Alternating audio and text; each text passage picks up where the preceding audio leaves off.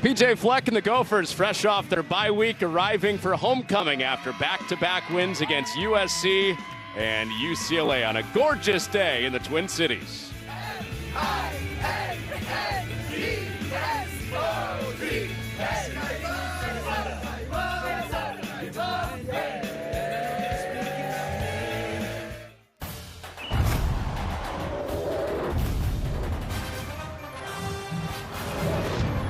Last time we saw Goldie the Gopher on this field, he was in the middle of a field storm. After a win over USC, Minnesota back in Minneapolis for their homecoming against the Maryland Terps off a stunning comeback and win of their own against USC. We're so glad you're with us. Welcome to the Twin Cities with Spencer Tillman. I'm Connor Onion.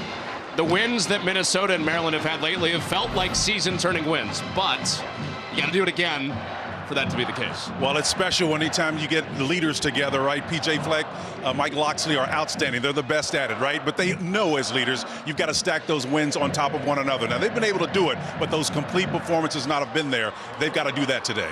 Spence, I cannot wait for the Maryland offense against the Minnesota pass defense today. Billy Edwards at quarterback for Maryland coming off a career high in passing. Second best in the conference, right? He's up there in the top 5 in the nation. The guy's efficient. He's got a big arm. He has total command of this offensive system of Mike Locksley. So I think at the end of the day, he's got to get the ball to his respective receivers. Ty Felton and company, Caden Prather, those two on the outside are something special. If they can add a third component to it, Octavian Smith, that takes them to the next level. Now, how do you defend that? You got to come right back with Ja Joyner. He's a big presence, 6'5", he's long on the outside edge. He's got to get those hands up. His battery mate opposite of him. If they can create a funnel and then create some obstruction, then it's going to be a very interesting ball game. I'm looking tiptoes of anticipation for this one. Same. Yeah. Well said. Ja Joyner is hot right now, too. Sacks in 3 straight games. Big wins both ways at home for Minnesota and Maryland coming into this game. Well, Minnesota believed. They believed they could beat USC for the first time since 1955. And they just did. Maryland, they're down 14 points in the fourth quarter, but they storm back and they give it to USC.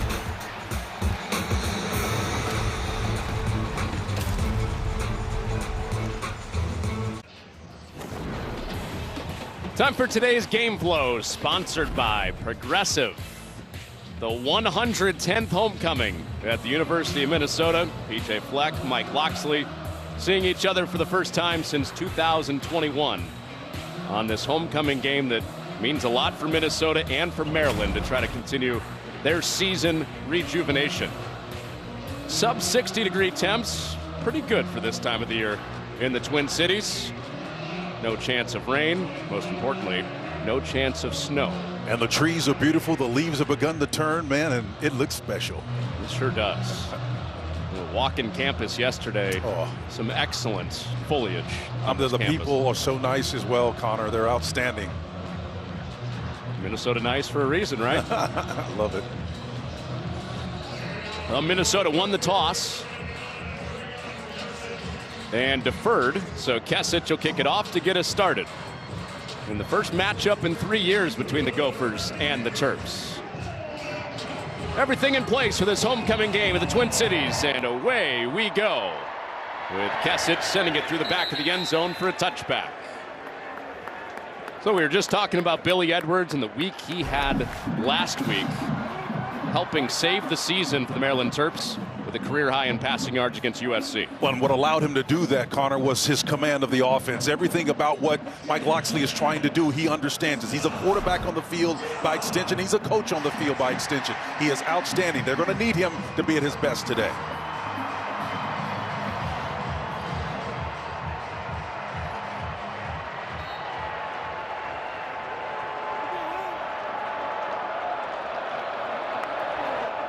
On the game's opening snap, Edwards off play action. And he has it complete to the Big Ten's leading wide receiver, Ty Felton. With some pressure in the face of Edwards, and he delivers a dime. Yeah, partner, that's that midline shadow cross, and it's a deep intermediate route. What does that tell you? That offensive line that has struggled heretofore, all of a sudden now giving their quarterback enough time to hit that intermediate route over the middle of the field, and that was no one even close to him. They've got to get that shored up on the back end. Can't lose that guy. Oh, Minnesota secondary. Leading the Big Ten in receiving by a lot. And Roman Hemby into the waiting arms of Devin Eastern. With Jack Henderson in helping make the tackle. Love the stop there. You got to do that with consistency and stack things on top. Big questions up front today for Maryland. Can they protect Billy Edwards? Roman Hemby, Caden Prather, Ty Felton, the familiar names.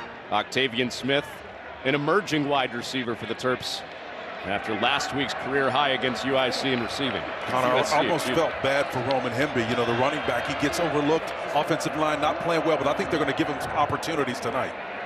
Hemby with back-to-back runs, and he's out to the 40, a yard shy of the first down. And I love it. That's a nice 8-yard run right there. It's an outstanding run, and it's what's going to give them balance. Now they stay ahead of the chains, and it's what we call a pass-run conflict scenario. On defense, it's short. You don't know if they're going to throw it or pass it. This is a great position to be in. And here's you see the leadership coming into play. Really coming to the line of scrimmage, assessing what the front is or the surface of the defense, now getting into the play and run away from the numbers, probably to the right side. On a 3rd and 1. Edwards off a play fake and buzzes it incomplete. Wanted Caden Prather. Justin Waldy took him out in pass coverage. Well, the coverage is tight, and that's what you want, and you're going to be thrust in the man coverage situation. Press downstairs, and Prather does a nice job on a nice in cut, understands where the safety is, and chokes his motor down, Connor, so as to not cover himself with that safety coming high out of the hole. That's something you don't want to see a guy in your hip pocket like that, man. Great awareness running routes. Hey, Mike Locksley, the head coach for Maryland, said, "We're gambling today." He's true to his word on this first drive. Absolutely. He's slinging this thing around and mixing it up nicely. Even though the roll was more of a fun or a faux run, it was not necessarily pure action, but got 8 yards on it. On a 4th down, Hemby is stuffed.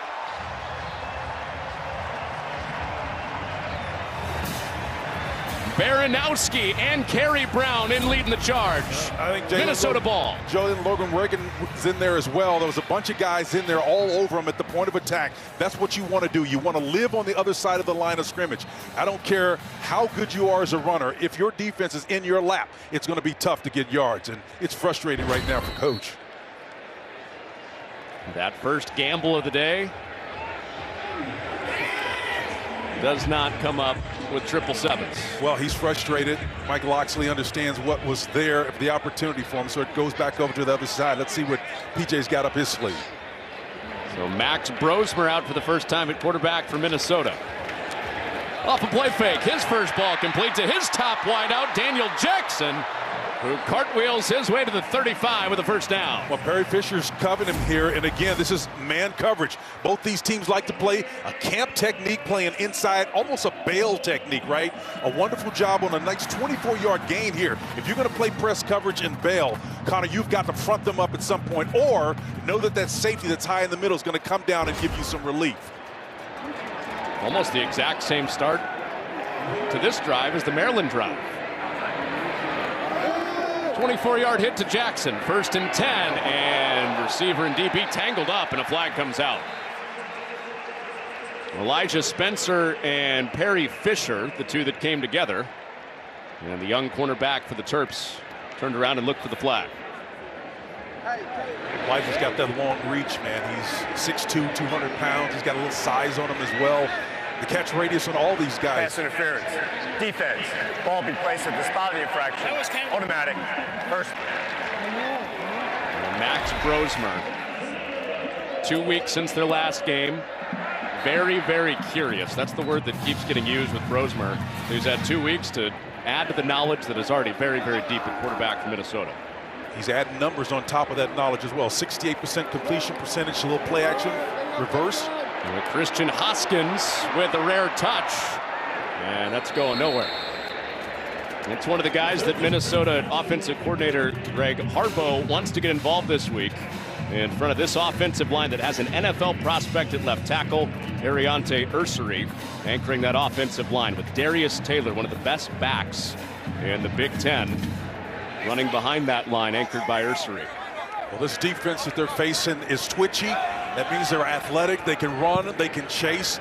We can clearly see that athleticism. Let's see if the discipline matches. Here's Taylor's first carry, and he is snowed under in the backfield. Tommy Akingbesote brings up third down.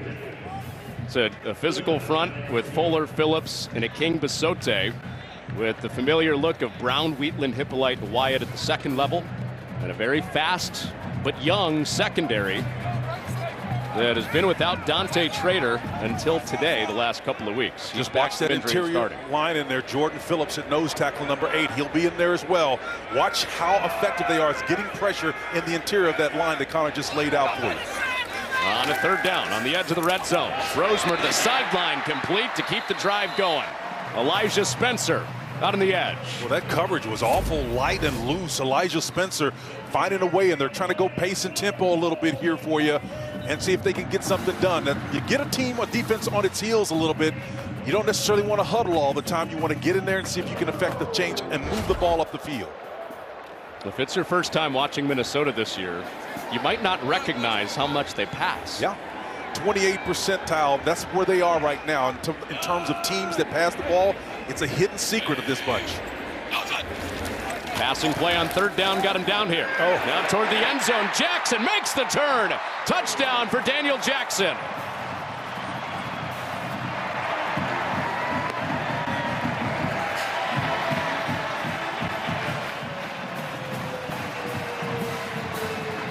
You know, Connor, a guy's got to check your eye discipline when you get down here. And Jackson's going to come across. You got a split flow action, but he just goes in a nice little outcut. No need to go to the corner. Just settle down off that faux pick. We're not going to call it a technical pick. It was just another receiver, a battery made in front of him just to deflect and make it tough to peel off and cover him. Outstanding design on that play. Said in a way only you could say it. The faux pick leading to the second touchdown of the year for Daniel Jackson. Well, Maryland, typically the quick strike offense when you think about a Gopher versus Terps game, but it takes 2.5 minutes off the fourth down stuff from Baranowski and Brown. And then Brosmer to Jackson, and a happy homecoming crowd to start in Minneapolis.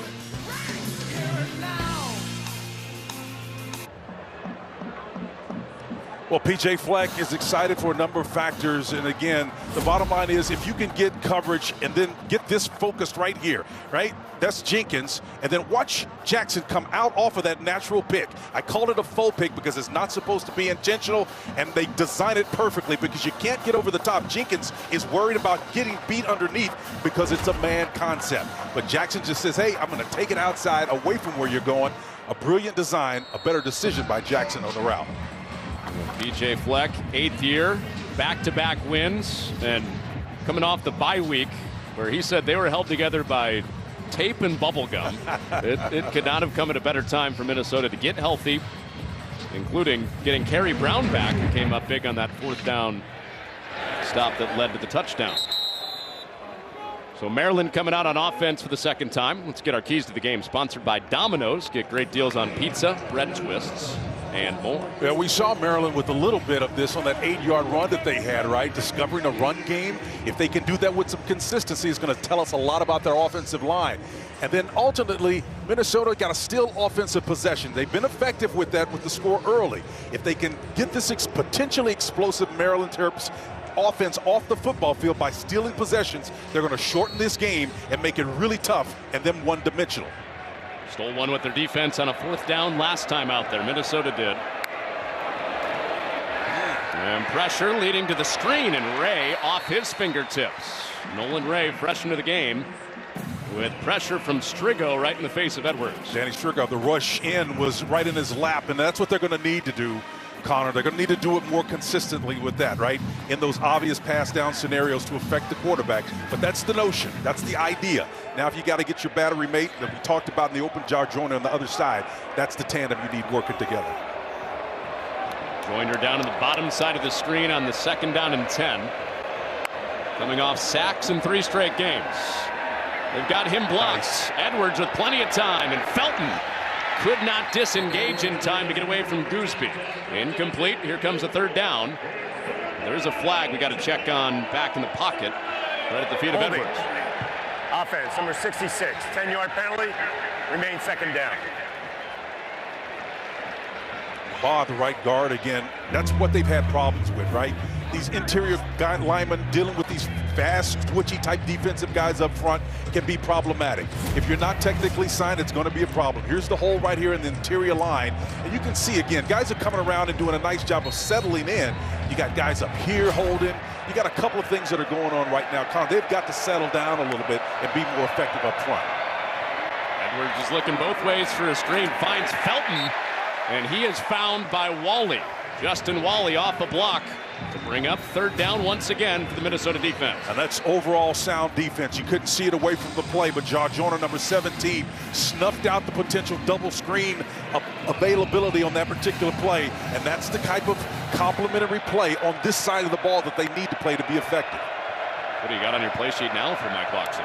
Well, he's got off coverage, so right now that slot receiver who we talked about in the open could be a very big factor in this game. Octavian Smith, he has an opportunity right now if you want to go right now quick to him. On a 3rd and 18. Joyner almost got there. Now Edwards escapes. Switching hands to the edge and fighting shy of the 30. Needed the 35 to get the first down. And it'll be punt time for the Terps. Well, it's going to be punt time, and I'm going to tell you, man, I've been talking to Josh Gaddis, the offensive coordinator, last night. I suggested to him that if you get number 5 engaged in it, that particular time, Billy could have come down and thrown it to him right now. I mean, that's an immediate opportunity to get the ball in the hands of a guy that's got world-class speed almost. He's got athletics, get up. And so you got to find a way to get creative with this and trust those guys in the perimeter. So Minnesota's defense with a 4th down stop.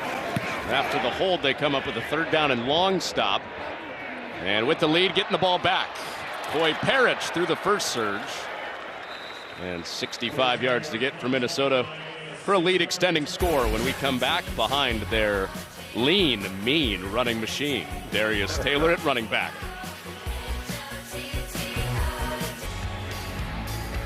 Where's Timothy Chalamet when you need him?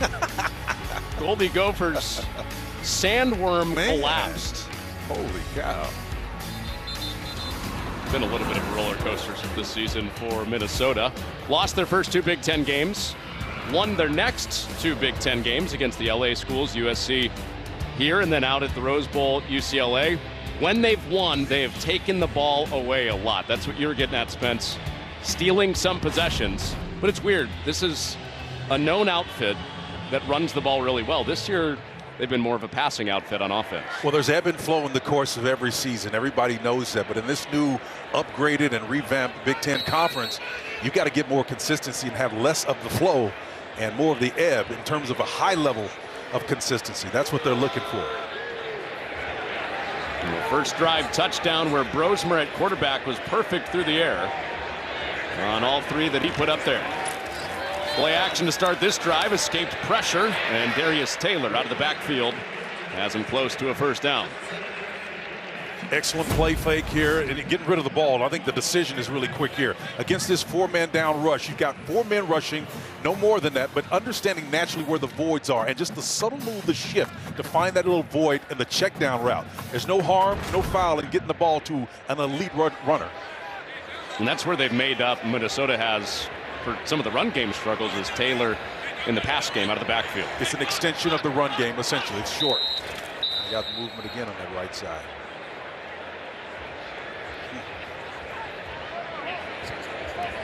Ball start. Offense, number 75. 5-yard penalty. Remains 2nd down. Tyler Cooper, the left guard. Yeah, the left guard, Tyler Cooper, is, and I had Greg Johnson next to him, number 65, the center, who's serving as a captain this week. Those 2 guys working in tandem have got to communicate to one another and understand what's going on. A lot of time if a guy's uncovered, Connor, they'll communicate and look at one another, and without saying a word, they'll know that I've got to reach over. But they'll get a little bit antsy to get to that point because they know they've got work to do. That antsiness backs him up 5 yards after the 7-yard hit to Taylor. Brosmer, and he threw outside. His receiver went inside, and him and Jackson not together, bringing up 3rd down. Yeah, Daniel Jackson is typically in that slot position, and again, he has plenty of real estate to work with between himself and the line of scrimmage. He just made a poor decision on his release in the route. So you can see him get press coverage on the numbers, right? He fights to get upfield, and then he wants to get back outside, but it's a little bit too late. He should have made an earlier decision, should Jackson, to get to that edge, but he just couldn't quite get there. Excellent defense on the back end. Minnesota's offense, middle of the Big Ten, and staying on the field. Maryland's defense, middle of the Big Ten, and getting off the field. What gives on a 3rd and 8? Brosmer to the edge and has Jackson this time. So those two reconnect after they weren't on the same page. Drive carries on. Well, when you stack those plays, this is basically the same thing, but it's run from the inside slot. Now he makes the right decision and nabs 10 yards on it. It's an out cut to the outside. He should have made that decision on the last opportunity. But you talk about going right back to him and get him an opportunity. That's outstanding play calling. So the drive continuing. Le'Meke Brockington underneath. Spence, it's funny because we were talking to Brian Williams, the defensive coordinator for Maryland last night, and he said that Jackson reminds him of Jayshon Jones, who was a receiver at Maryland, now with the Vikings. Well, that's high praise right there, and it tells us something special about the kid's assets. Nice. Well, here's Jackson again, tight-roping the sideline for a first down.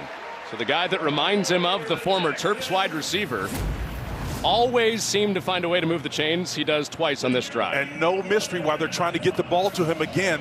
2 of those last 3 times in a row, the ball was intended to go to Jackson's, twice successfully, right? On the outcut, and then an attempt at the outcut, which to start at this series was not successful. But this guy is special right here. So much so the coach is not afraid to go to him 3 times in a row.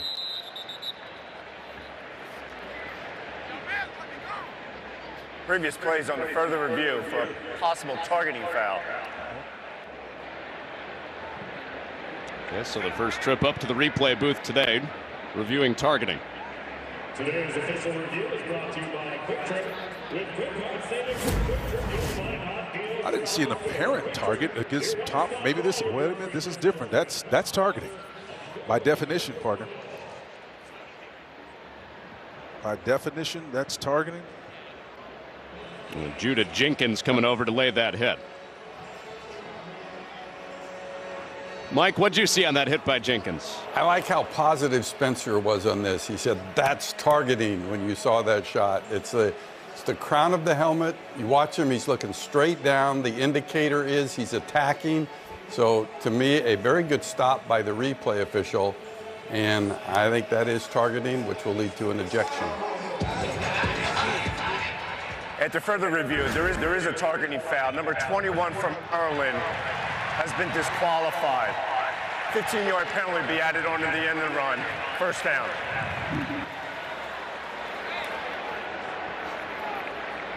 So that is a big hit for Jenkins to be disqualified from the game because Maryland is already shorthanded in their secondary today. That's right. Again, pass defense is their Achilles heel. If you were, and Brian Williams, the defensive coordinator, has got to find some solutions that aren't obvious, right? So who's going to step up right now? Now, here's the positive if you're a Terp.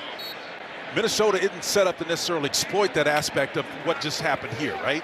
They are a run-first team, although they do throw it more than most people anticipate. They are on the ground first.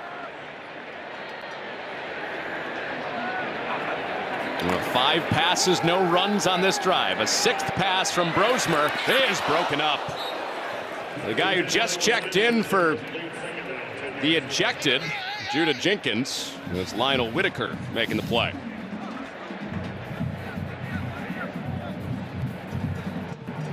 Well, this Terps team, even when they have been healthy, something is happening when the ball is in the air. Either they're giving up yards or they're taking it away with a lot of interception. And part of that, half of that equation is just mistakes. But again, their production there has been compromised because of Glendon Miller's absence. He's got 50% of those interceptions on the season. First run of this drive. It's Marcus Major twisting off the first hit and making this a 3rd down and medium coming up. When Marcus Major runs with such definitiveness, he's a heavy back. He's 6 foot, 220 pounds, and he's every bit of that 220 pounds. Look at the high pockets on this guy, man. He runs with a certain toughness that belies a guy of that size. Usually you're looking at the 5'9", 5'10", 5'11", 215 types, but he's got some length on him, and the physics tends to work in his favor when he gets out in open space, and I really like his game. From one former Oklahoma running back to another. Spencer Tillman to Marcus Major. Man, I can't get anything past you. You're smart, brother. On the third down, Brosmer. Out to the edge again and a first down. Into the lap of Lemeki Brockington. First down and goal, Gophers. How about that Z receiver working the outside on the edge, right? Being able to get on the outcut, a very easy mark. Kevin Humus out there trying to defend him, but he can't get out there in time, and that's a really zone-type error on his part. Got to be able to read that and react a lot more quick. Humes, a true freshman that has to play a lot of snaps because of the shorthandedness for Maryland. And with Brockington getting away from him, first and goal. Gophers looking for a 2-score lead. Brosmer falling away, and it's caught in the back of the end zone. Touchdown for Elijah Spencer.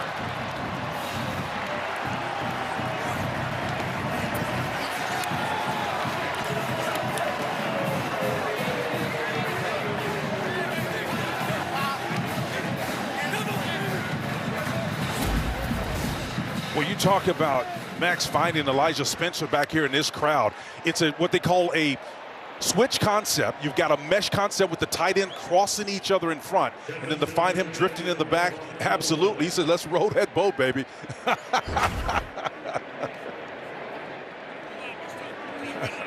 That's great execution right there, man. And confidence to throw it in the crowd. Sign Brosmer up for the crew team. How about that, man? Just watching him downfield, and then in the pre-warm-ups, he's got some thickness to him. All scoring plays reviewed. So upstairs making sure that 1 foot was down and there was complete control for Spencer. He's got one clearly right there. 2, actually. And they do confirm it. Touchdown for Spencer, and Kesich on for the PAT.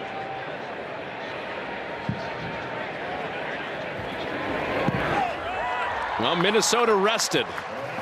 Held together by that bubble gum and tape that PJ Fleck said they needed the bye week so bad. Trying to keep their winning streak going on homecoming of 14-zip.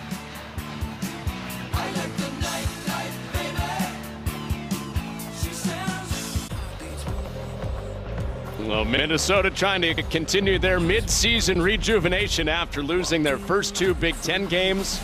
Back-to-back Big Ten wins, including the field storming against USC. And looking for 3 in a row today, and a terrific start, Spence. 14-0. Well, so any saving grace for the Terps is because they are wired to be able to come back with some potential explosive plays vis-a-vis that leading passing attack. But to this point, they've not been able to stack those points. And in our open, we talked about the keys of the game. Can Minnesota rob them of possessions? And they've done a fantastic job of that so far. A 3 and out plus a 4th down stop for that Minnesota defense. Now Maryland in a familiar spot, down 14 like they were a few times last week. Let's go inside the film room, Spence. What's Maryland's offense got to do? Well, first of all, they got to exploit what I call the distribution of the field, right? These 3 guys right here are creating a triangle, right? And when you call that, it's a hook, flat, curl. There's a potential go route that you can throw over the shoulder, and if it's on target, it's going to hit its target. But the key is to get the stress on the defense, and you do that with 3 pressure points to put pressure at linebacker, corner, and safety. 3 points. You've got 3 receivers to do it. I want to see number 5, Octavian Smith, in the lineup. Well, this drive starts with a run with Henby. So with the triangle, it's like a Phil Jackson offense with the 90s Bulls. That's one way of thinking about it. And Bill Walsh, another great mind in a different sport, had the same philosophy. You can only cover so much area, Connor, and that's what it's all designed to do, to get man coverage. And Henry's going to get loose as a result of that if they can get on track and be able to exploit that 3-man pressure point. And they stayed ahead of the chains on that first run. Nice protection. They picked up the blitz from Henderson, but he got a hand on it, leaping over the protection of Hemby. And it's 3rd down again. And Connor, that's what you call affecting the quarterback with not getting home. Watch Hemby come across the formation right here and did a great job of picking up that edge rush. But Henderson says, all right, I can't get home. Let me time this thing up and get my big mitts up in the air. You know, at practice yesterday, we saw those guys with those little faux hands up in the air. That's what they were mimicking. Effective execution by Henderson. So Henderson goes Kevin Garnett against that Phil Jackson-like triangle they were trying to create. Freak.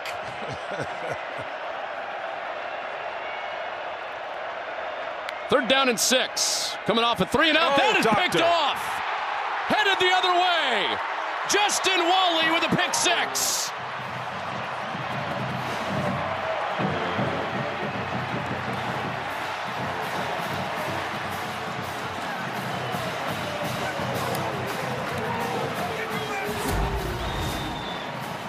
Wow, Justin Walley, one of the 2 voices on the back end, Ethan Robinson being the other, 5 and 2. And they come back 32 yards the net on this return here. A wonderful job of sitting down on that and eyeballing it. He knows there's no help behind him, but once he figured out the ball was coming his way, he made an executive decision and sat on that ball and hit his head on the goalpost on the other end. That's unbelievable, man. Oh, sweet.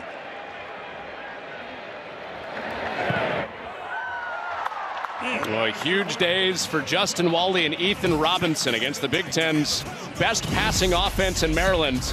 And the 2 corners more than holding their weight. Walley with a defensive score. It is 21-0 for PJ Fleck and the Gophers.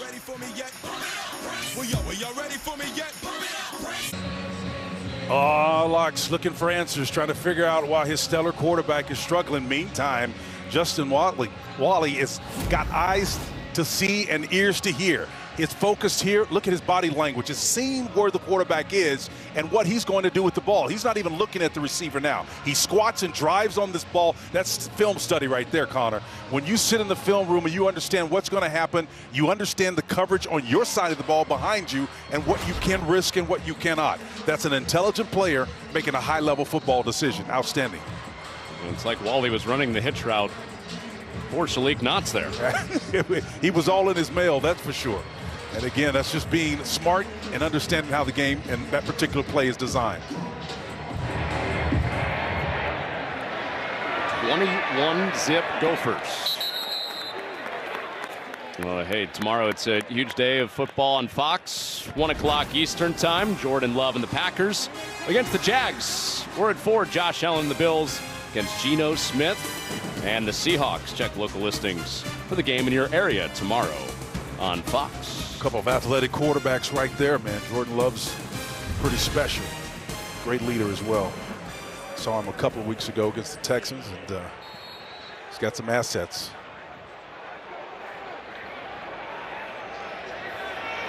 Well, Walley coming off that pick 6. He's up at the top side. Maryland tries to get their day going on offense, and that'll help with Hemby corkscrewing his way for a 1st down.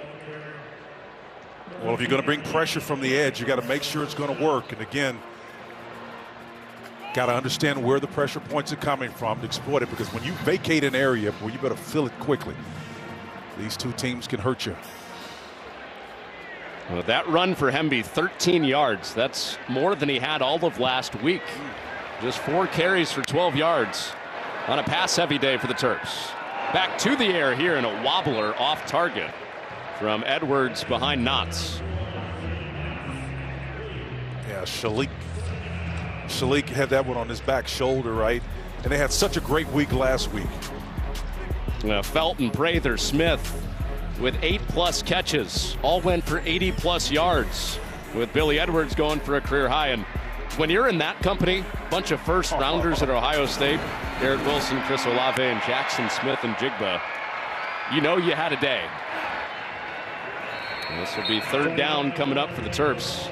As we say down south, that's high cotton to be sure, but for any of that to pay off, Connor, you got to be able to stack those performances week to week. So here the throw game has been struggling. So once again, being able to understand that confidence comes from demonstrated ability, and sustaining it certainly helps along the way. Good news with that pass game that can hit you in a hurry. Bad news, they're seeing a top 5 pass defense in the country on the other side with Minnesota's defense.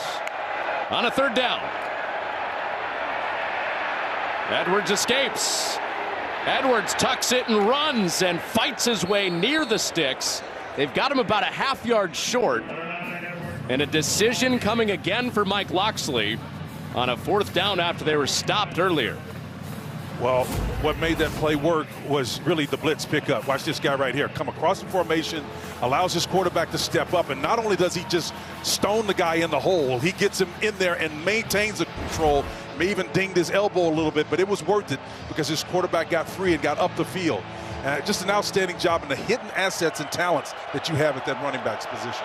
Spence Mike Locksley doubling down on a 4th down decision. Here's the second try at it. Wow, it's close. And he's close again. I think he did get it. Yeah, I think he got it by about a couple of links. And Nolan Ray with the stretch keeps the Terps offense on the field. Well, as you said, it's a gamble again, and a list of gambles, I guess, taking the play calling responsibilities over a couple of weeks ago. Mike Locksley's in a position where he's now able to gamble, as you said earlier, at the table, and he's spending some big bucks right now. Less surprising on this one given the score, right? Absolutely, but again, it's predictable and it sets the tone and speaks to his players what you're going to do. And back-to-back carries for Ray, and nothing there. Cody Lindenberg drives him back with Jack Henderson. Got to find a way to get north and south. You know, that little lateral running. Well, I played for Coach Jerry Glanville back in the day. He used to call it the East-West Shrine Bowl. He says, darling, she ain't going to get no yardage in the East-West Shrine Bowl. You better run north and south. Jeez.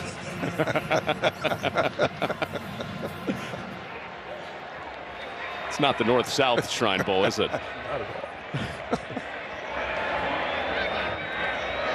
So after some Shrine Bowl running, it's 2nd down for Edwards. Back to pass. And that is intercepted. Coy Parrish has another one. They call him Coy Wonder. His 5th takeaway in 3 games. The true freshman grabs another for the Gophers.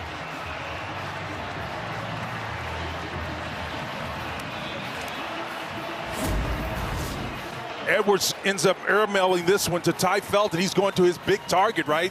This guy right here's got twice as many targets as anybody on this roster, but the ball is airmailed over the top of the target, and because he is who he is, Ty Felton that is, you've got defenders all around him. And I'm telling you, when you throw it, somebody's going to be around the ball and possibly going the other direction. And that's exactly what happened with the number 3 in the pilfer. Locksley's feeling that disappointment big time, man. Back-to-back picks with Minnesota's defense on the field, and Parrish keeps on finding the ball. Brosmer out to the flat for Taylor.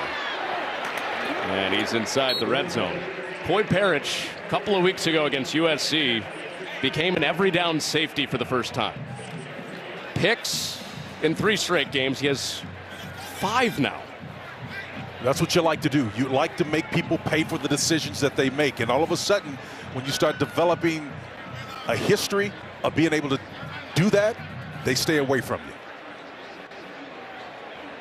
you. A lot of searching going on in that Maryland sideline right now. Already down 3 scores and Minnesota in scoring position. Brosmer back to the air, and Brockington is fended off by Kevis Thomas. And flags stay in pockets. It's 3rd down. That's just great defense. Keeping Thomas there did a wonderful job of mirroring Brockington all the way out of bounds. And again, he's entitled to that ball. The only thing, if you're nitpicking at home and you're defending it, or if you're here and part of this partisan crowd, you may want his head to turn around so as to somehow justify it. But that's great defense otherwise. PJ's arguing the case. He thinks it's pass interference. As a former wide receiver, oh yeah, you should. expect that. Good coverage from Thomas brings up 3rd down. Newbin to the outside, and King Basote slows him up. And then the Terps rally with Donnell Brown. And it's 4th down as the first quarter clock winds inside 5 seconds. Absolutely love how King Basote got in there. Wonderful job. Well, the Gophers have had to come from behind in their back-to-back wins. Maryland trying to come from behind in a big way again today. 1 quarter through. 21-0 Golden Gophers.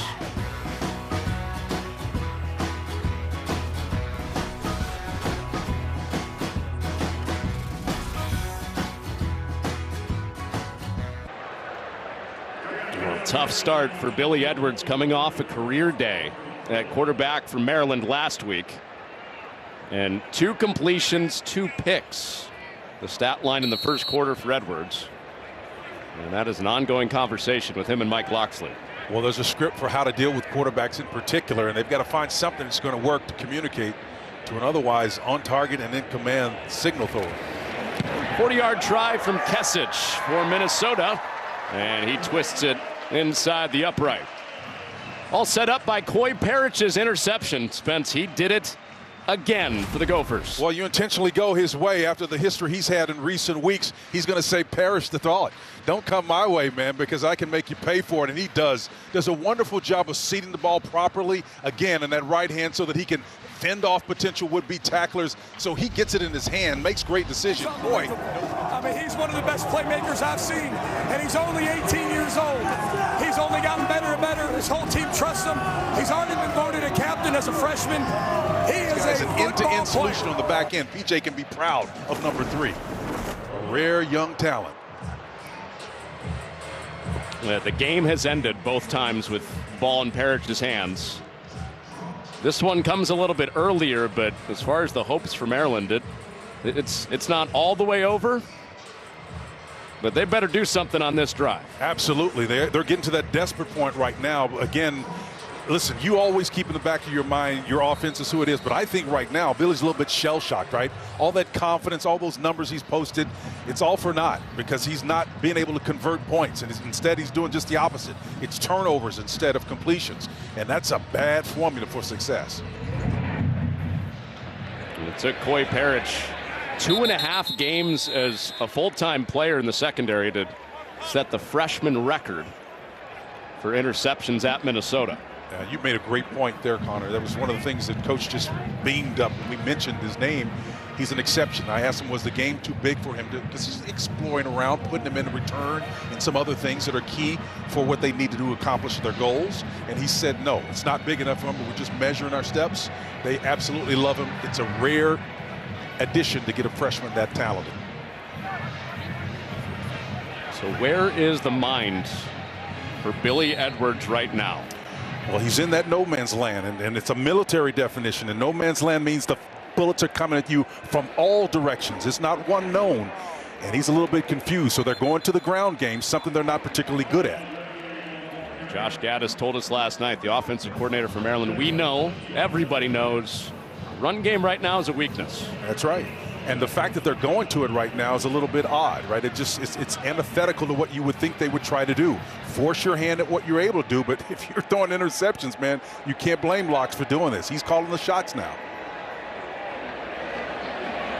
Can Edwards work his way out of that no-man land after back-to-back picks? Oh. That is tipped.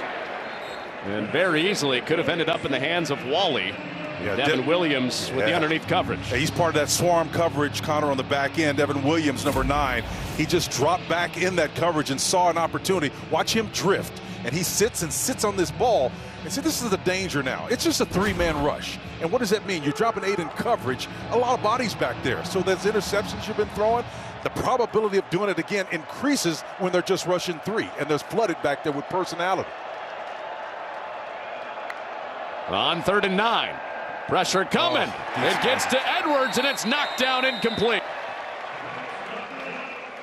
Ja Joyner shrinking that pocket. 4th down. Well, the long arm Jaws, who we mentioned in our open, and again, I want you to understand where 17 is, but it's the games and the deals. This action right here, he can't get there and get home, but he can get those long arms on that 6'5" frame up in the air. 17 with the butt and then the hands up in the air to affect the quarterback. That's the elixir. That's the thing you need to do if you can't get home to the quarterback.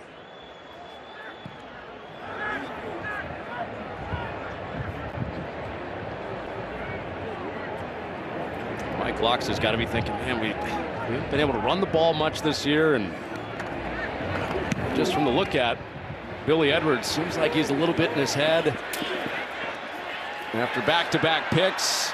And Parich is on the run again, and Caleb Wheatland comes up and introduces himself. And on that drive, from the front 7, Minnesota got it done at linebacker Devin Williams with a nod to the late Dikembe Mutombo. Well, Dave Winfield would tell you the 2-sport athlete is overrated. He got drafted in 3 sports out of the University of Minnesota.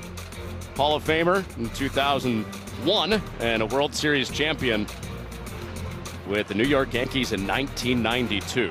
You really could list his resume for days. We could spend this whole show talking about the accomplishments of Winfield. And the memory wasn't up there, but the 92 World Series hit, I guess he won it against the Braves. I think that was the one that brings back to memory to me. It's something special. 6 different teams, 5-2 player, outstanding. Looking like the 3-sport, 5-tool player, Dave Winfield. Well, Minnesota back on the ball, and that is bottled up for no gain. Well, game 2 is coming up tonight after Freddie Freeman's heroics last night. It felt like there was just a star player coming up every single time you turned to the TV last night. Aaron Judge, Shohei Ohtani, and many, many more stars on the field at Chavez Ravine tonight in game 2 after the Hollywood ending last night for Freddie Freeman. The walk-off grand slam, the first in World Series history. On second down, that is rammed in the backfield. DJ Samuels, like a missile. I'm telling you, TFL. From that jack position, he came hell-bent for election on that one, Connor. Watch him at 42, man. He's going to squat down and read no indecision in his decision-making. That's how you know that the film work is married together with your actions, and being able to do that is impressive. Going the other direction. That's a pretty good running back he brought down in the backfield. We got Taylor for a loss of 6. Now Samuels gets a breather. Setting up a 3rd and 17. Maryland looking for anything to try to turn this game that's 24-0 Gophers. Brosmer out of the pocket and throws it away. So a quick stop for Maryland. Well, let's check on a flag. Got a flag down middle of the field at the 40-yard line. Usually it's going to be some type of holding on the back end. Is a single high safety, maybe against Maryland too in particular. Extra body, defending the run. They love holding. Defense, number 25. 10-yard penalty from the previous line of scrimmage. Automatic. First down. Oh, just when Maryland thought they had him stopped. Well, that's what happens again when it rains, it pours, and you can see the back end in this little cluster formation, trying to sort this out. And then sometimes when you get beat, that's the big difference right there. You got a receiver that's releasing, trying to make headways. That's Jackson, would have been open otherwise, and just grabbed a little bit of jersey there. Too much, and the official saw it.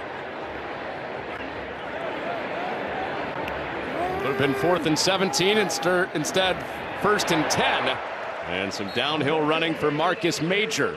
Out near another first down with an 8-yard pickup. You see some of that physicalness of Marcus Major. And again, I just love the way the guy leans into the line of scrimmage. He's a north and south downhill runner. That's exactly what they need. It fits who they are, their profile. There's no question or mystery to what this team loves to do most, and that's run the football. It's been really important for Major to take some hits off Darius Taylor this year, too. Struggled to keep Taylor healthy last year. Major has relieved some of the blow, and Samuels is in there again.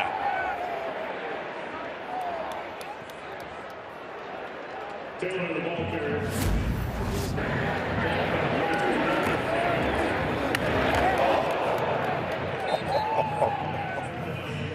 Samuels is a heat-seeking missile, man, and there's no question that he saw exactly what he wanted to see and then reacted to it. A lot of times players don't marry the two.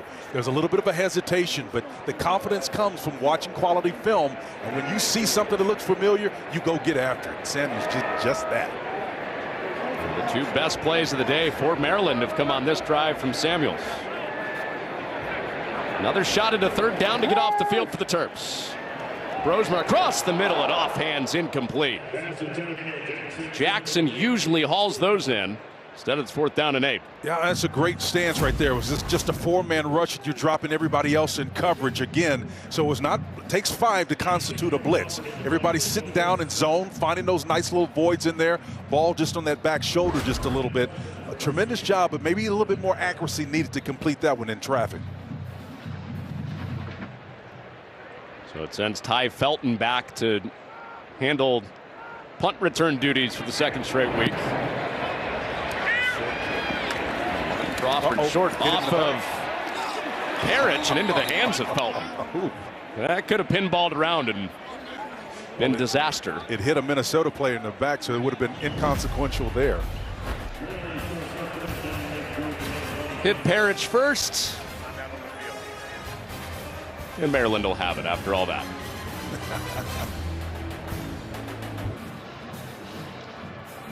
And Justin Wally, an interception in the opening game against North Carolina, and in a day where he wanted to prove it against some of the Big Ten's best receivers, he has with a pick six. And you can see the absence of his presence. Missed the Iowa and the Michigan game. Would have loved to have his production there. Again, to show you the omnipresence. He's everywhere all of the time. This guy is unbelievable. He's got an instinct for the ball, and when he puts it in his hands, he knows what to do with it on the other end, Connor. He's an asset big time, and they love him when he's healthy.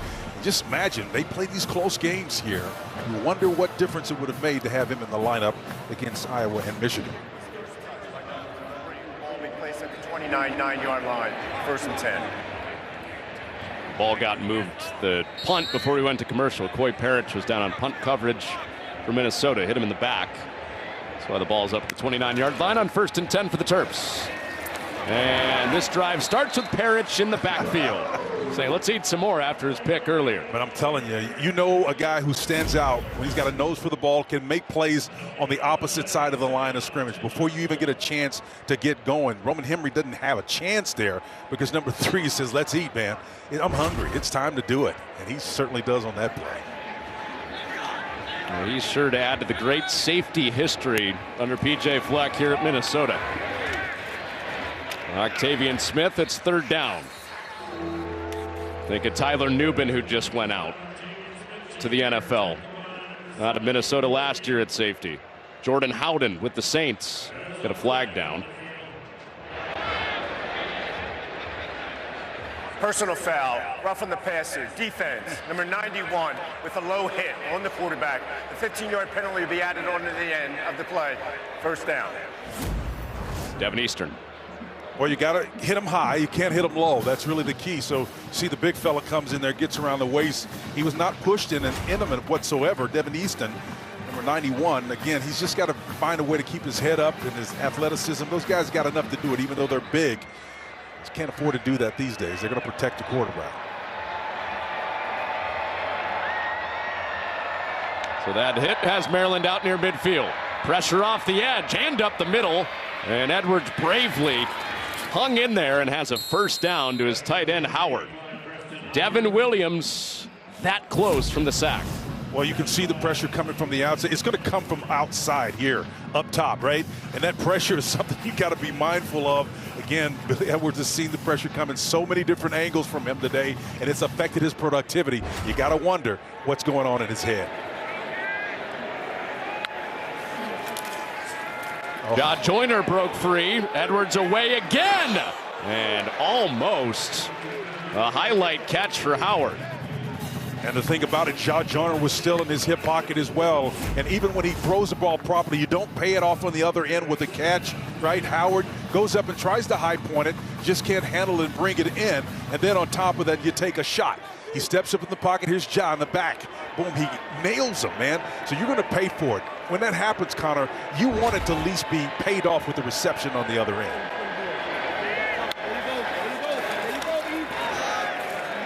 Edwards escapes. Finney couldn't get to him. And keeps it himself before Lindenberg stops him shy of the 30. Lindenberg had eyes on all the way with Edwards out of the pocket. 45 says, I spy. I see you, man. He's got him right there in his gun sights. And when he sits down on this, he's shuffling his feet, going laterally, and then knows that he's got leverage from the inside, Connor. So he takes away the outside and allows the cavalry to come in and to create a banjo or covering on either side of him so that they can keep the damage to a minimum. That brings up 3rd down. First look not there. Second look is there. Dylan Wade extends the drive. The tight end for the Terps with the 1st down. Well, Henderson probably was the closest guy, number 20 in coverage, but that's a great job. It was just a 3-man rush. So being able to find the nice window in this zone coverage, coming off the first initial read to find the second receiver, who the first one was covered in the flat, took that away. So the hook was there. Great decision, moving the ball finally. Not yet to the midway point of the 2nd quarter. Terps looking for the first score, and Joyner with pressure one more time. raking the arm of Billy Edwards, forcing it incomplete. Well, I'm telling you, this guy was like a script, right? He talked about in pregame earlier this week the ability to affect the coverage here. I want you to watch him outside here. Watch him nail and get in what we call a wide 9 technique, a rip arm under, and just enough to get that right arm to affect the release of the quarterback. And Billy's been feeling his presence all afternoon. Maryland's got to start thinking about chips and doubles all the time, right? Absolutely, man. And then Williams up to make that play. 3rd down coming. Connor, you make a great point. What you might find is when you have what we call a weak front, where there's not enough bodies on one side, you may literally turn to Roman Hemby or any of your other backs that are in the game and set them opposite to you to that weak side where 17 is, just to let them know that we've got an extra guy you've got to come through if you plan on getting to the quarterback.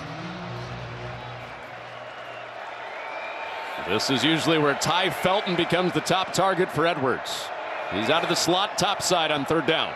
They're showing more a pressure look. You got 2-3 guys standing up. One of them is a defensive back defender on the edge. Let's see if they pick up the coverage. Here's blitz. Edwards underneath to Hemby. 4th down as they rally up to get him. With Lindenberg there to stop him with Gerlach. And Mike Locksley says, let's get some points for the first time today. Field goal coming. I think that's a wise decision because, again, this defense looks like it knows what it wants to do and knows what it needs to defend. So Locks is saying, I got to find some way to kind of stoke the flame a little bit and jumpstart us, prime the pump, if you will, and get some points on the scoreboard. Jack Howes from 33. He's perfect from inside 40 yards this season.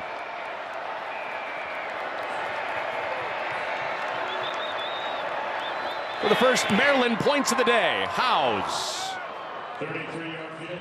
makes it a 3-score game, more than midway through this 2nd quarter.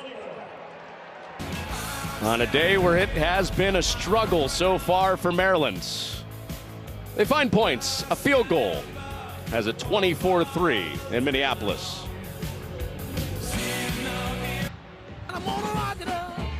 Well, Ja Joyner has been on that blind side of Billy Edwards all day. Run game, pass game, super disruptive. He's been consistent with that disruption, too, and PJ is appreciative of it, and he's giving them some love. That's the best you can do in these areas right now because he's attracted a lot of NFL attention. But, man, the culture is so strong here. Wouldn't be surprised if he decided to hang around a little while longer. I know the last 5 years they've had 2 players taken in the first 2 rounds, 5 consecutive years. It's pretty amazing. He could be the next. Tyler Nubin last year. He's with the Giants. Him and Deonte Banks, former Maryland Terp, in the same secondary with the New York Giants. Yeah, they do a fine job of it. And this is not a pejorative term, Connor. When you hear a program referred to it as a developmental program, there are others around the nation. I think Iowa State falls in that category, where you may come here as a 1-star, but you're going to leave as a 4 or 5, and maybe an NFL prospect. That's what these kids are looking for these days. How can they get developed to get to the next league? That is not a what term? Pejorative. Yeah, negative. Not a negative phrase. It's just something you'd be proud of. I follow. I'm a developmental program. It sounds kind of like punitive or something. Right. No. I'm sure there are people back home like, what did Spence just say? Oh, well. Brosmer back in there and complete to Daniel Jackson. First down for the Gophers. Great job moving the ball a little bit through the air. Now they can change it up. Success on the ground begats this, right? Play action does it. When you're working, you got success there. Because there's a down Terp on the field. Injured player on the defense. Harry Fisher is down.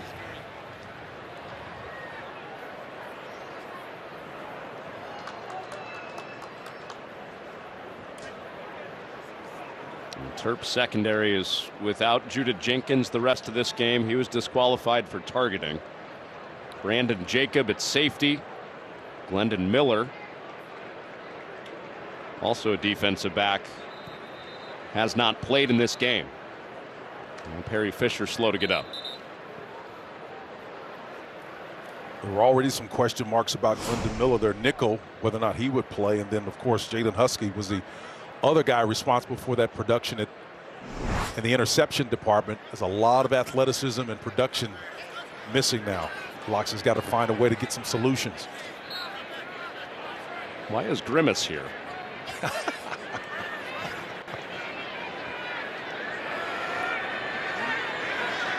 the unofficial mascot of the Mets, has made its way to the Twin Cities.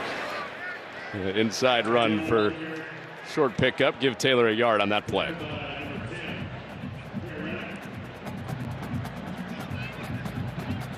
Well, Minnesota, we talked about it a little bit earlier, Spence. They had dominated time of possession in years past when they've had their best games with their run game. They're winning this game by 3 scores with -2 rushing yards. Well, you can get creative all of a sudden when you're throwing the ball, and then interceptions are the byproduct of that. I mean, it seems like they can't get out of their own way, the Terps. So you can afford to throw the ball a little bit and preserve some of that time and take some shots. Back to the air here. Contested catch, Daniel Jackson. And he's roped down short of the first down. Chance Harley had tight coverage. Well, that was a great throw, man. You couldn't have thrown that ball any better. It may have been just for 8 yards again, but the outcut here shows you the ability. An inside pivot and return, but if you place that ball inside, that's headed the other direction, right? High and away, a nice ball, and it's caught exactly where it needs to be for the completion. In the last 2 drives, Maryland's defense has stood up. Didn't allow a first down the last 2 drives. First down earlier this drive, now looking for another. It's Taylor shedding a tackle at the line, and a first down for Darius Taylor. And partner, you saw that one coming because Maryland came down to create a 9-man box. And when they had this guy come down off of here, it vacated this area back here, right? And that's what happens when you put the ball in the hands of Darius Taylor. He's big enough to make you pay for it on the back end. Fortunately, there was nobody there for a while. It was just a poor decision to bring pressure from the edge to give that look, because you basically allowed them to attack the grass where there's no one available. Not a lot of grass to attack in the run game today. Finally into the green. As far as yardage for Minnesota. Nice. And that's caught. A diving play for Elijah Spencer. Minnesota right back on the march. 1st and goal. I think that was Caleb Wheatland in a trail technique. And when you got a linebacker being asked to do this, to be a robber, that's a tough call right there. You got a streaking wide receiver going over the middle of the field, and you're asking a guy who's essentially a middle linebacker to make a defense of that play. That's really tough sledding in open space. Well, Wheatland was trying to defend a guy having a breakout year, Elijah Spencer. 28-yard pop to set up 1st down and goal. And a timeout for Minnesota with that play clock at 0. Yeah, 30-second charge timeout.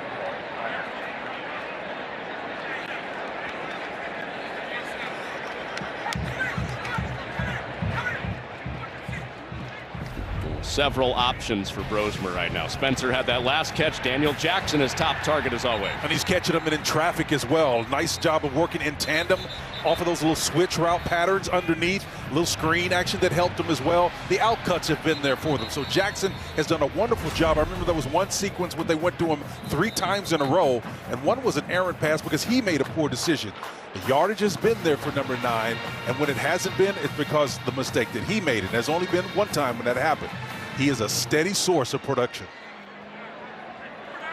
Hasn't mattered the quarterback that he's had in his time at Minnesota either. No, because Third quarterback. He's got mitts, man. The guy can catch. He's a Venus flycatcher, man. Anything comes his direction, he's snapping it.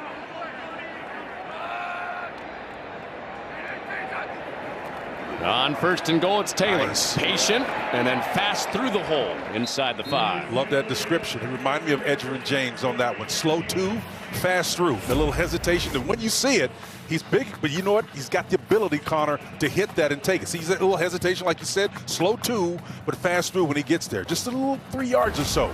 But it's significant down here near the green zone. Actually now inside the 5 yard, which is the green zone. New phrase for some at home, right? There you go. Green zone. 5 yards in. That's the money space. It's even a different hue than the rest of the space.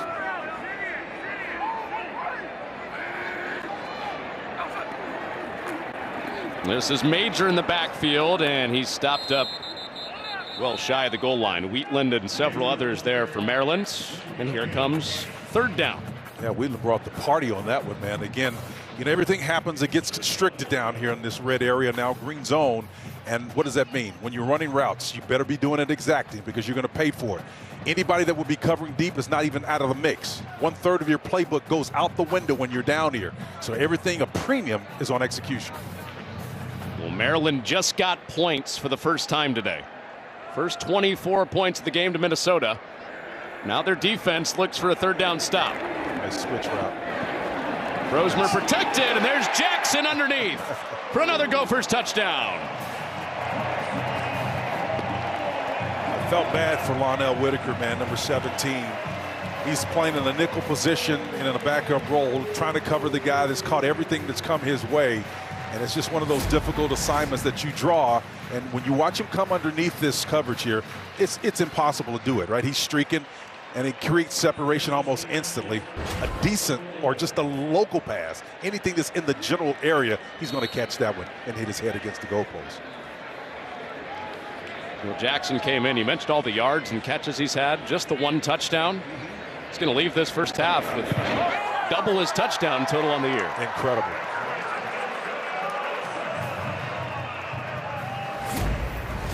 Well, Spencer got him down there. It's Jackson that gets him in on 3rd and goal. Well, and they saw it coming. Did Whitaker? He saw the crossing route. You know, inside that 5-yard range, I would have butted him up just a little bit in there. You're not going to get called for contact in that space. Again, that's what being cognizant of where you are on the field matters, Connor. Being able to do it. You got to be like Spider-Man. You got to know what web you have, what tools you've got at your disposal to get in there and prevent the enemy from coming into your territory. I think Toby Maguire was under that mask.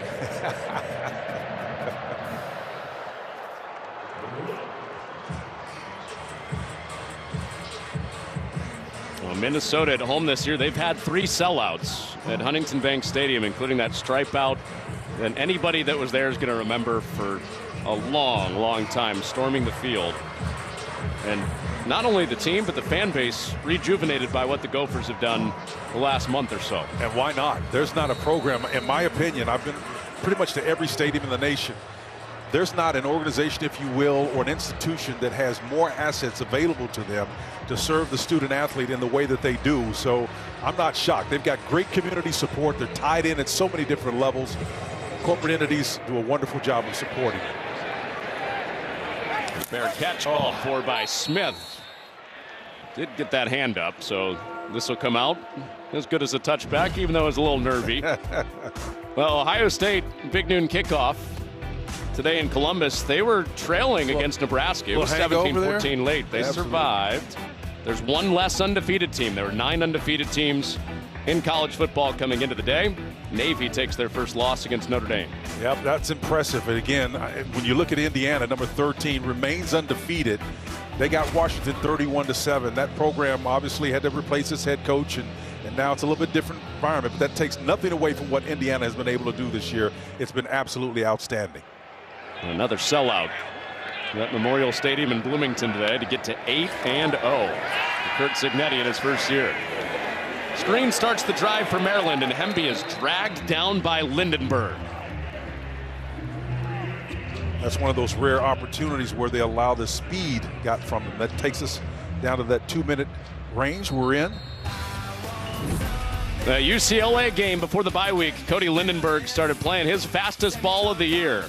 All the Gophers flying around off of their bye week, fresh and in the lead by 28 points before halftime.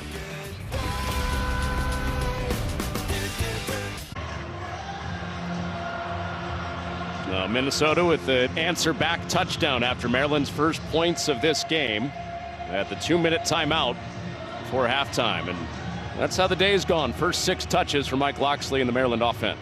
Well, it's definitely been definitive in terms of the effort on the part of the Golden Gophers. There's nothing gilded about this performance. It's authentic gold, my friend. It's big time. Did drive down, get those first 3 points of the day, but Minnesota's continued to pour it on. Out to Ty Felton, shedding a tackle of McMillan, and a first down for Felton. Well, you can see the potential, what's there when they do throw it. Got man coverage, which is what they like, and Felton made the defender pay for it. Spun out of that thing and got bonus yardage as the chains move. And it's 2 minute. Maybe they need to act like it's 2 minute all the time. The battle we highlighted at the start of the day, Spence, was passing offense in Maryland with Ty Felton, Caden Prather against Minnesota's pass defense. Big win, Minnesota's defense. If you get 14 yards on that, you might have tried that thing again. They've held Felton to just 3 catches in this first half and targeted again. But incomplete this time with Ethan Robinson in coverage. Well, Ethan Robinson is great at that right cornerback position. And Felton, I don't care how great hands he's got, the quarterback's got to do his part and then stay on platform. He did a nice job of stepping up to Billy Edwards in the pocket, but he threw it off platform across his body. He's athletic enough to do it, seen him do it a number of times. But when you don't have to do it, take advantage of the opportunity to deliver a strike with good mechanics. Every drive for Maryland, the rest of the game feels like a must as far as having points. And incomplete again over the middle. Yep. And that's an accuracy thing right now. This is a game of inches. And you see him off the point there. The last one was on the back shoulder. This one was high and away. That consistency of being inconsistent is what's troubling them right now. The coverage is going to be man-to-man. You can't get any better than that. That ball's just high and on the back shoulder. Maybe feeling Joyner in his lap again. So 3rd down. And Minnesota gets the ball out of halftime after they deferred the opening coin toss. Pressure upside. Couple guys drop out. Edwards into it. Fires it complete to Ty Felton. Another conversion for Felton on this drive. That's a great job of showing pressure, then bailing out. And as a quarterback, not being affected by that faux pressure look. Got it out to his #1 target. Just in time, significant gains, change move. And Edwards benches him. So as many catches on this drive for Felton as he's had the rest of this half. 2. Well, that's the whole issue, right? It's about consistency. You know, when it rains, it pours. It seemed like the mistakes, the interceptions were coming in waves. Got that remedied a little bit by the change of play calling. Started throwing more outcuts, things that were high percentage, where when the ball is deflected, the only place it can go is out of bounds. Still threw the ball occasionally underneath coverage and mixed, but the bottom line is they've got to find a way to get the ball vertical down the field at some point. Might be harder now. Felton just went off the field limping. And they're playing a cover 2 shell, which means that's safe. Oh, that way off target, trying to set up a quick pop out to Knotts. 3rd down and 10 once again for Billy Edwards. Corey Heatherman, the defensive coordinator for Minnesota, is playing a cover 2 shell, Connor. It's got 2 high safeties, and it's basically a safe scheme. It's designed to not let you go over the top, so you can clearly see by their positioning what they're not going to allow to happen. Still in this cover 2 shell with 2 safeties deep. And with Robinson pressed up on Caden Prather, one of the favorite targets of Edwards on 3rd down. Steps up through pressure again, and a reaching try at it for Prather. Yields a 1st down. Well, I like the thought there. It was man under. Ethan Robinson, the cornerback, was playing man to that side with the cover 2, kind of a zone concept shell over the top. He found it on target. Inside the red zone, now to the back shoulder and incomplete. Robinson didn't even have to turn around, made that play with his back. That's just excellent coverage there. Again, Robinson with his back, you can see him, he's off the coverage, but his eyes are trained inside. He doesn't have to turn around, right? He makes a legitimate effort to stick that left hand out there and then turn the head ever so slightly to give the illusion that he's trying to ID the ball. And that way he fends off the possibility of a flag being called on him. A big prove-it day for both Robinson and Wally, the 2 cornerbacks from Minnesota. Against Prather and Felton, the top 2 big play wide receivers in the Big Ten the last 2 years. Play fake underneath. Edwards back the other way and sings it in there for another 1st down. Dylan Wade, 1st and goal for the Terps with a minute to go. That was Wally on the backside here. They're flipping their corners of what Minnesota's doing right now into the boundary. That's the short side of the field, and they're trying to work the coverage a little bit, mix things up. They were picking on Ethan Robinson for a little bit. Now they've got Wally on that side, and they're picking on him. Got to get the personnel lined up here. A late sub brings Henderson into the game. And Ray to that side of the formation is stopped. First run of this drive. Now we're inside a half minute and a timeout call. And they baited him into running in that position. It was Really cool. Well, let's check in real quick with Mike Hill, see what's coming up on the State Farm Halftime Show. Coming up on the State Farm Halftime, number 4 Ohio State gets a scare from Nebraska. All tricks, no treat for Novi against Notre Dame, and it goes to quarterback's pass can't haunt Indiana. Connor Spitzer, back to you. Mike Hill, the Reaper. That was a ghoulish report there, Mike. Sarge, man, scared me. He looked like that, whatever that ghoul was we saw in the Minnesota facility yesterday. Yeah, the one with the sickle? Yes. The one you got perilously close to? Yes. PJ Fleck had the facility dressed to the season. Yeah, how about that?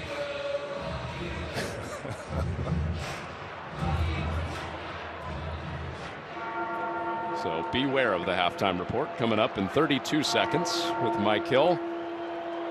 Maryland did use the first timeout. You do the Halloween thing? You got the candy and all that stuff to give out to the kids? You doing that? He's going to toss it out at halftime, obviously. Very good. Very good. Remember, Minnesota gets the ball out of halftime. Maryland down 4 scores. Trying to turn that USC win last week into an even bigger comeback this week. And PJ Fleck with quick feet running down to call the timeout for Minnesota. Timeout, Minnesota. Their second of the half. Yeah, 30-second charge timeout. The wide receiver still can run a little bit, man. He was hightailing down that sideline trying to get a timeout. Well, usually a run like that is reserved for the start of the fourth quarter. That's true. That's absolutely. That is tradition. But one thing about this guy right here, he does everything high energy, right? Everything is high energy with him. And talking to him yesterday, you get the impression that he can go on for a long time. But you often wonder, guys that run their motor at such a high level. Yep. Look at the guys that's been around for a while. Kirk Ferentz is actually a guy that PJ Fleck pointed to of, you've had Hayden Fry and you've had Kirk Ferentz there for so long. Alumni come back because they've played for one of those two guys. And PJ Fleck has 150 former players with him here today, starting to build that out in a way that, he says, we don't like Iowa around here, but we want something similar as far as that feel. And the way he's fending that off or building that culture is with a strong culture. So guys that were here, enjoy the experience, will have a reason to come back, right?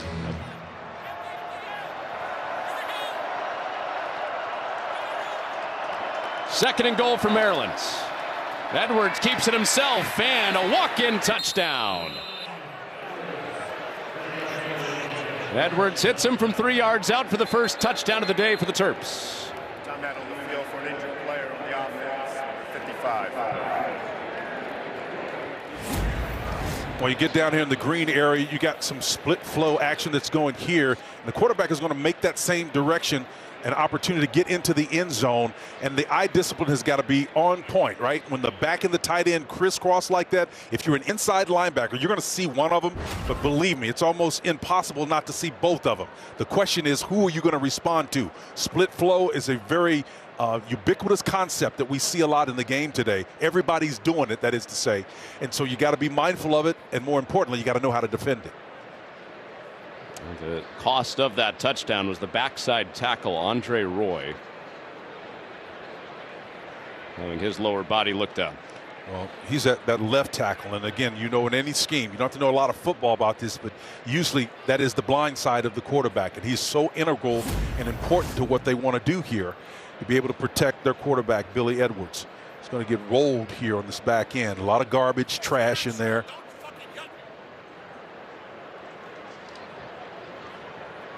Just kind of got rolled and turned outside here. Here's another shot of it. Again, that left leg is kicked out there. And it just cut underneath him. Kaltenberger, his center, with a little friendly fire out for his tackle.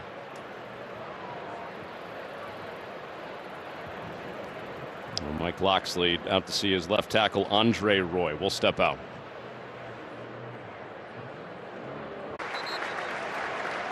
Maryland left tackle Andre Roy on the cart, headed out of Huntington Bank Stadium. Well, they've got some changing to do because Marcus Dumerville would be moved over to the other side. And so either Terez Davis or somebody's got to back him up from that side that's not typically over there. So that's going to be something to watch if you're the Gophers. How do you exploit that offense? And Mike Locksley is trying to figure out, well, what are we going to do? Believe me, he's thinking about that and much more. That came on the touchdown. Next point attempt is good. Billy Edwards from 3 yards out, cashed in by Howes. 31-10 before halftime. Well, let's go back to the 70s.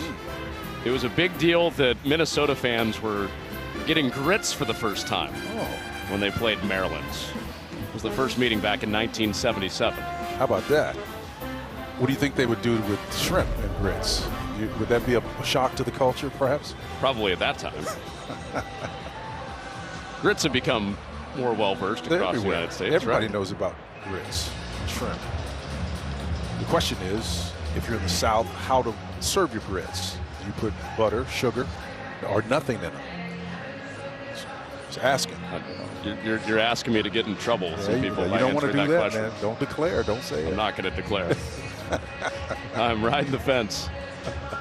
By the way, great to have you with us this week. Good to be here, my friend. Mark Helfrich is with his son Max, Senior Day weekend. Absolutely. Boy, did they perform big time or not. I'm glad you get the experience of our producer Max Linewan taking us inside the microfiche room. He always finds something Nuggets from long ago.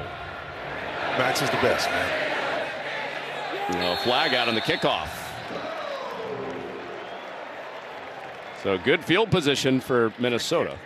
Out of bounds. Ball be placed at the 35-yard line on the right hash. 1st and 10. Do you want to go back inside the microfiche room? Shall we? Let's, please. Larry David. Oh, very Maryland nice. alum Larry David. How about that? Creator of Seinfeld, Curb Your Enthusiasm. That's pretty good, absolutely. The show All About Nothing. Who could forget that? That's legendary stuff right there, man. A lot of sentiment thoughts coming up. Of course, we're at the Graduate Hotel. Dustin Hoffman made that famous movie, The Graduate. That was a quick celebrity triangle. We had Waldo, we had Larry David, Dustin Hoffman. That's a Minnesota with about half a minute to go. One timeout, complete to Taylor. And there is that timeout. Timeout, Minnesota. That's the final charge. Timeout in the half. Clock operator, please put 24-4 on the game clock. Thank you. If you're Mike Locksley right now, Spence, how much is the thought of an onside kick out of halftime going through your mind? You know what? I think it looks desperate. I mean, they're already. I think he needs to manage the game and then find some coachable aspects in it, not to play desperate in this situation. He needs authentic success, not gadgetry, right?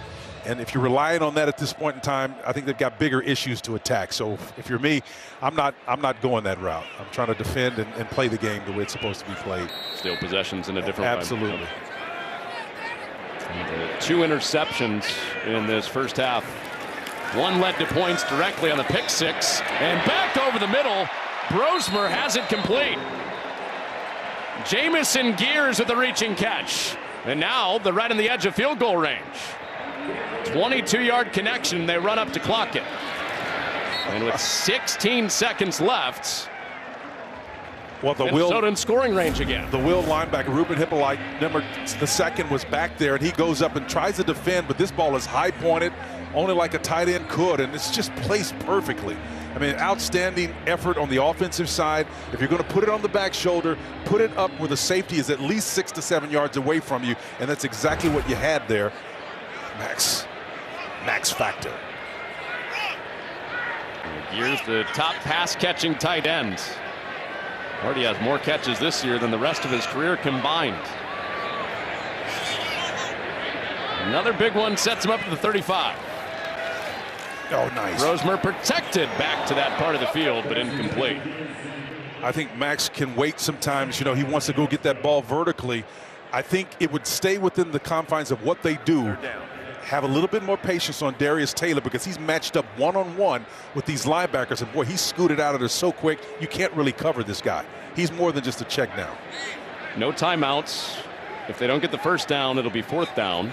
So you can't be in bounds here. Right. You gotta play nice, right? You gotta get to that edge of the sticks, and when you throw it, it's got to be on the boundary. This is within the range of Kesic, the kicker. Nice throw. And Brosmer to the boundary, and Jackson turns around to snare it. That's the kind of throw you make right there, right? And so now you at least, at a minimum, put yourself in a position where it should be a chip shot.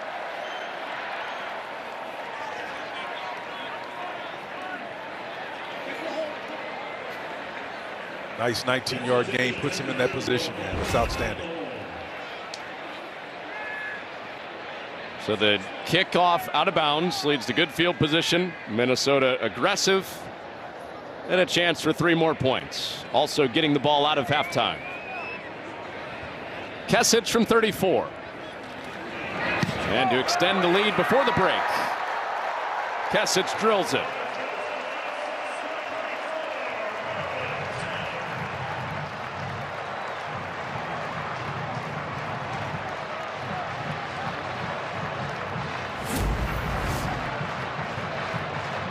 Well, this one is seated properly. It's down, and again, it's like stealing, man. Knocks that one through. Sure shot. PJ's excited about the outcome of this one, and he should be, because all phases of the game on display this afternoon, and they are executing with aplomb, partner. The guy right there is a leader, be sure. How cool is Max Brosmer in 2-minute situations? Well, it's got ice in his veins, and it's clear that what happens is pressure does crazy things to different people. I think here it fosters, and with this particular player, it fosters the best.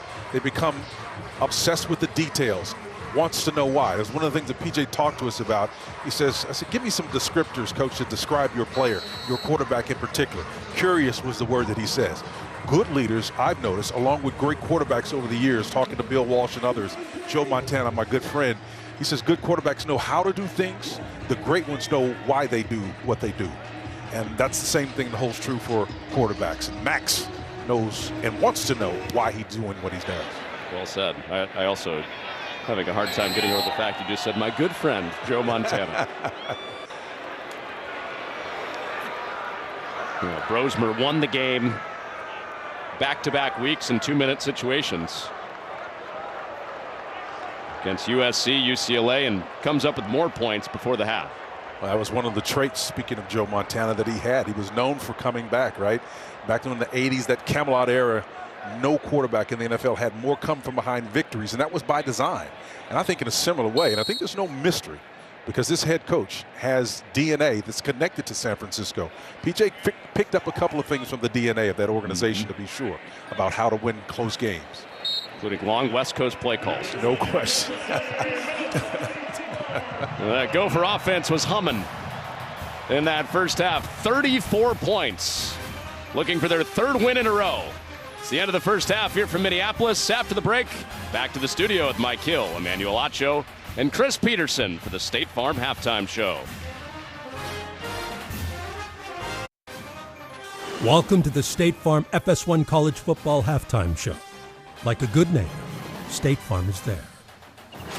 Hey, welcome inside our LA studios. Mike Hill along with Emmanuel Acho and Chris Peterson. Of course, we'll get you back out for the second half between Maryland and Minnesota very shortly. But first, we got to get you caught up on other action from around the country. It is our State Farm halftime highlights, and starting off with undefeated Indiana trying to go to 8-0 against Washington, and turnovers a big key for Indiana in this one. Oof, that's a heck of a play right there. You started out like this. I guess it depends who you're rooting for.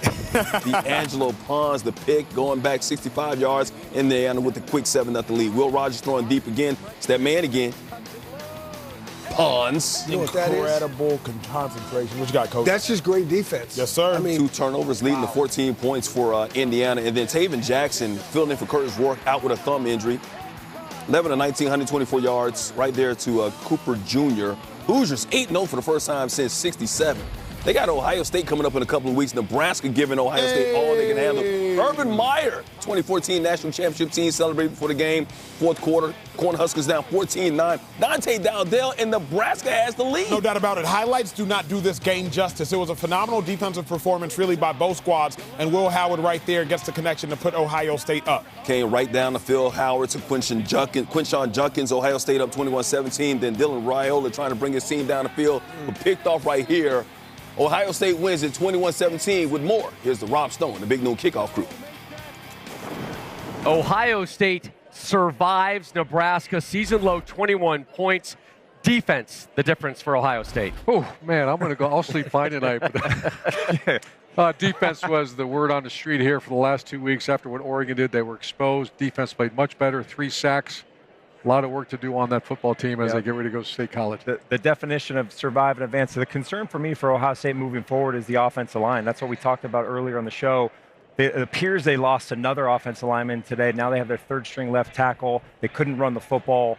They better fix it quickly as they go into Penn State next week. I want to talk Nebraska, and if I'm a Nebraska fan, I'm sick to my stomach leaving this game right now. Your defense came in here and played well enough, give you a chance to win the game, and this offense just couldn't get it done. 4 trips to the red zone, only 1 touchdown, 2 field goals, a turnover on downs. This offense, I was frustrated watching. They had him, Mark. They had him. So if I'm a Cornhusker fan, I'm sick. I'm sick because watching this offense was not good. It's a freshman quarterback. We have to remind ourselves that as good as Dylan Raiola is, he's still going to have room to grow. He'll make some of those throws that he missed in the future. Marcus Satterfield, the OC, he's got to help them out too. But the Buckeyes offensively is a concern for me. Not even 100 yards in the second half. I mean, all those big plays, everything we talked about in the first half, couldn't find a way of doing it. They've got to figure out some of those offensive issues as they head into a big one next week. Real quick, how do you practice now with the offense line beat up like that? That's going to be a big part of the week. Just 64 yards rushing, but as you said, Maddie, survive and advance. The Buckeyes get the win. Next up, a trip to Happy Valley. Yeah, speaking of Happy Valley, Big Noon Kickoff Party continues there. Huge matchup. Once again, plenty of Big Ten and playoff implications on the line between fourth-ranked Ohio State and number 3 Penn State. Penn State plays Wisconsin later today. Coverage begins next Saturday at 10 a.m. Eastern on Fox. Coach, we was talking about this game last night on Friday Night Football, and you said that you were concerned about Ohio State's defensive line, considering the way they played against Oregon. They came to play today.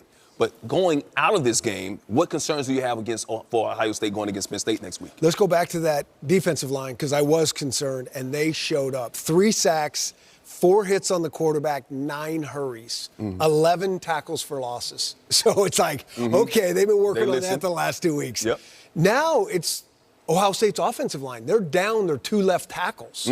Yeah. And when you run the ball for 65 yards at Ohio State, with these 3 running backs, Judkins, Henderson, and also Will Howard, that's a problem. That's a big problem. And so Chip Kelly, Ryan Day, they're going to have to get together and figure something out because this is a run-first offense mixed in with the pass game, and the run game wasn't going. That's an issue. Biggest thing I noticed, Ohio State, they don't live above the X's and O's. Simply put, think about Ohio State's 3 touchdowns today. They were all schemed up, wide open, wide open, wide open. Tate, Smith, Quinshon Judkins, wide open. But Ohio State's players weren't necessarily making plays. Nebraska outplayed Ohio State. Ohio State outcoached Nebraska. When you face a team like Penn State that can also live above the X's and O's, along with having elite coaching where the coaches are more familiar with their players, it will be a much more intense contest. Nebraska could have won this football game. Go back and rewatch the 3 Ohio State touchdowns. All schematics offensively, great job by Chip Kelly. But when Ohio State didn't out-scheme Nebraska, Ohio State got nothing. That's my biggest concern. Can Ohio State live above the X's and O's on the play sheet? What's crazy to me about what you just said, though, Ohio State has the best players. Yeah. I mean, those running backs, the receivers, the skill, it's like it's second to none. Why aren't they making more plays? And here's what's crazy. There was no play today in watching that game where I was like, oh, that man was just better than that Was it Will? What maybe the Ohio State players looking ahead to Penn State, maybe? I mean, Nebraska's not a pushover. They did give up 56 points last week. I think Nebraska was locked in. I think Nebraska was ready to play. And simply put, Ohio State's players just did not look better. They just didn't look. I'm watching the game. I text the group chat. I text you, Mike. I text you, Coach. I said Nebraska should be winning. They're just getting out coached. I mean, I can't see them looking ahead when they just came off a loss at Oregon. I mean, maybe it's that thing where you don't let the same team beat you twice. Well, they just escaped with their lives barely. Yeah, Nebraska's going to be kicking themselves for a minute, but Ohio State's got to get themselves together before they play Penn State. Once again, Penn State's got a tough game against Wisconsin later today, too. Notre Dame has 2 currently ranked opponents left on its schedule. Number 23, Army, next month, and number 24, Navy, today in East Rutherford. And Navy came in undefeated. They got a good offense and defense, but Jeremiah Love and the boys was just taking advantage all day long, especially of the turnovers. Navy came in, they had 2 turnovers all season long. Yep. They did, and they had 2 fumbles, but they didn't lose them. They lost 5 today. They fumbled the ball 7 times. They turned the ball over 6 times. Notre Dame only capitalized, got 13 points off of that, but Notre Dame just ran away with this one. Blake Norvath, one of those fumbles right there, recovered by Jalen Sneed. Notre Dame rolls 51-14. How about Oklahoma? Ole Miss trying to get it going. Only 14-10 here in the third. Rebels actually down. Jackson Dart, Caden Price-Corn. Ole Miss led 16-14 after the missed point after. Late in the third, Dart, Jordan Watkins. You still see Ole Miss as one of those teams in the SEC that can make some noise? Yeah, they can. They're kind of on life support in terms of that situation. They got to start improving and getting better. Got to get it together. All right, let's go back to that Notre Dame game. Notre Dame came out, made a statement. Navy, obviously one of the better teams, one of the surprise teams this season. But just when you turn the football over like that, you can't expect to win. Not at all. But for me, when I think about Notre Dame, I think the best thing that may have happened to them is that loss to Northern Illinois. As a player, oftentimes wounds impact more than words. Coach Peterson can yell all he wants. Players, we got to lock in. We got to play tough. We got to be determined. We got to be physical. Yeah, that's cool and all. But the wound of losing to a team like Northern Illinois, it will impact me more than the words that Marcus Freeman may have said. That may have been the best thing to happen to him. Okay. This is real simple to me. 7 fumbles, lost 5, and TMD from Notre Dame. What's TMD? TMD. Too many dudes. Game over. I mean, you lose 5 with those kind of athletes in Notre Dame, no chance. No chance. So Navy may be out of it now. Army still in it. Of course, Notre Dame's got Army later on this week. But Notre Dame looks like that team that's going to get into the playoffs this year. Yes, they look good and they look deserving of it. I mean, the last several games, they put up 66 points. They've put up 49 points. They've put up 51 points. This is a team that's ready to go. Notre Dame frustrates me because of their schedule. You know, how did they lose to Northern Illinois?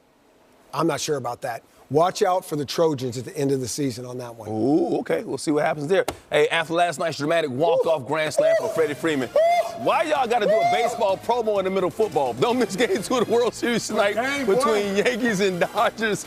Coverage begins at 7 Eastern on Fox. I don't know when Bacho became such a big Dodgers fan, knowing I'm a Yankees fan.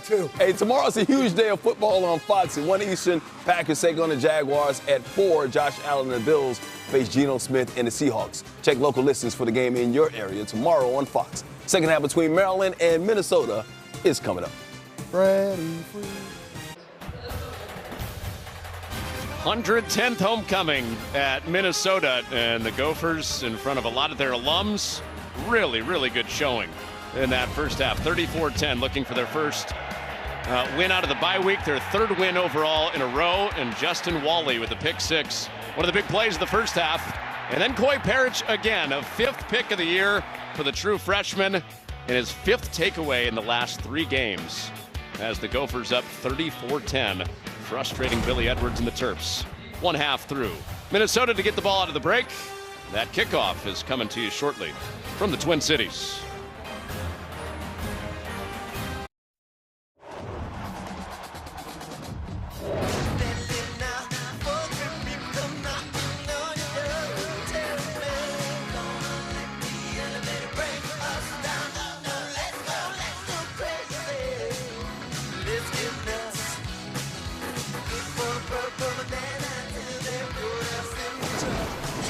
A happy homecoming so far for the Gophers, even without a running game. Only 15 rush yards in that first half. Put up the most points in a single half in 2 years, leading 34-10. Back with Spencer Tillman. Connor Onion, glad you're with us. I mean, the passing game for Maryland was the story coming into this. It was Max Brosmer putting on a show in that first half. Barring a line from hometown guy Prince's line, let's go crazy, right? This is what they did through the air in particular.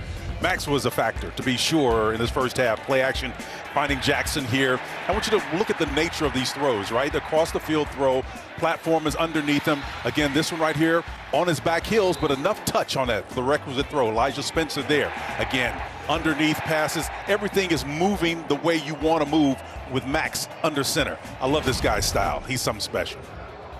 Well, Brosmer so cool in those 2-minute spots the last couple weeks, and a first half full of Max Brosmer highlights really from every part of the field, short, intermediate, and deep for Brosmer. And what you're looking for any quarterback, there are 3 things I like to see in a quarterback. First of all, you have to have command, and that's kind of an overarching theme, right? You have to be able to discern threats, call plays that give you the best chance to defeat those threats, and then you've got to execute the play. And that's not beyond him. We were talking to PJ. He says, I want to put a lot on his plate. We've taken some off in recent weeks for a number of reasons, injuries up front. But this guy can do everything, and that's what you want to have in a quarterback. So Maryland for a second straight week, trying to come back after they beat USC and doing it on defense first, as Minnesota gets the opening kickoff of the second half. And it'll start out near the 25-yard line of the return for Jordan Newman. It was a much smaller hole for Maryland last week, trailed by 14 points twice against USC. But the defense in that second quarter did show some improvement from the first quarter. Yep, and if there's a negative, it's that this team is built different than USC, to be sure, right? They can run the ball and possess it. That's the ID. That's who they are. And that takes possessions away, which was, again, at the top of the show, one of the keys to the game. Can they steal possessions? And with this significant point lead, you certainly know that they're in a position to do just that. Brosmer 18 of 23 at quarterback in the first half for Minnesota. And complete to start the second half to Taylor. And out of the backfield, Darius Taylor has a first down. Yeah, the ball's going to move even further. There's going to be a penalty tacked on that. There's going to be a late hit on the quarterback. And again, the pressure underneath is there. Defensive tackle gets underneath there, and he just hits him right on the top of the head. And that's just a little bit too late for the official. Personal foul, roughing the passer, defense. Hands in the face, 15-yard penalty be added on to the end of the run. First down. See the agony for Tommy Akingbasote. Akingbasote, again, probably knew it immediately when he came in. He's trying to look up, and no plausible deniability there. He knows exactly what he's responsible for, and he's going to come out and think about that one for a little bit. It's just some of the small things that happen when you're down. You can't compound it with mistakes like that. Instead of a 13-yard gain, it turns into a 28-yard gain on the penalty. And right into plus territory for Brosmer in Minnesota with this early third quarter lead. And Brosmer on target again. Daniel Jackson stays on his feet through the hit of Dante Trader and moves the chains again. Dante Trader was in his hip pocket, but it was a little bit late. And here's the thing I like about this ball.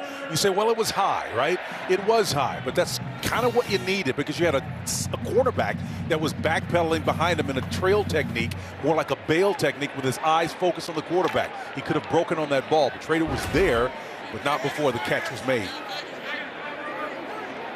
And Daniel Jackson up to 9 catches, 117 yards at receiver for Minnesota.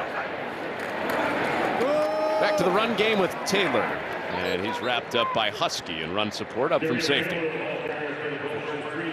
Frank Bierman, the tight end, working them in the power formations. I'm loving to see this now, the nice mix that you're seeing from Greg Harbaugh here, doing a wonderful job of mixing things up in the throw game and then coming back with some power look inside, which is quintessential Gopher football. And Greg Harbaugh has gone from a 56% run offense last year to the opposite of that, a 55% pass offense this season. Through the air here, out to the back, Major, and like a bar of soap out there. Squeezes out of his hands, incomplete. I think Perry Fisher was the one that kind of forced the issue there. He's sitting in his face and in his lap, and that ball came out quick. You know, that little force that's when you turn around, some centrifugal force caused him to whip that ball out of his hand, and he never really seated it properly. It's just a great job of defense. Less one in trying to receive that. So it brings up third down. Minnesota is in field goal range here at the 25 for their kicker, Kesich, who drilled one right before halftime. Let's see if they can sort out this little cluster formation. Somebody should come open. Nice. Rosemer looking for a shot. Wide open man, Spencer. Touchdown for the Gophers, who just keep on rolling on homecoming. I saw that one coming, partner.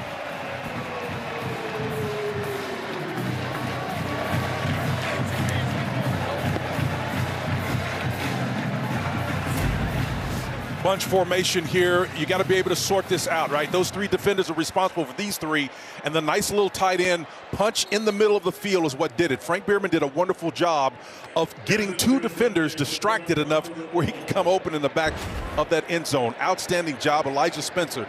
Second time he's visited Pay Dirt today.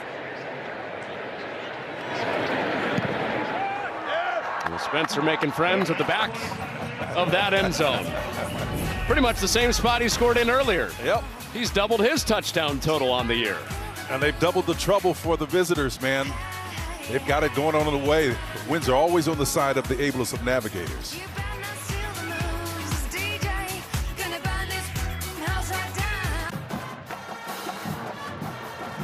Oh, the cluster formation is one of the toughest things to sort out. Again, these three are responsible for these three. The safety is going to come down here. This is Husky. He comes out of his high position to take the odd man, the inside of the three receivers instead, and then they leave the outside guy wide open.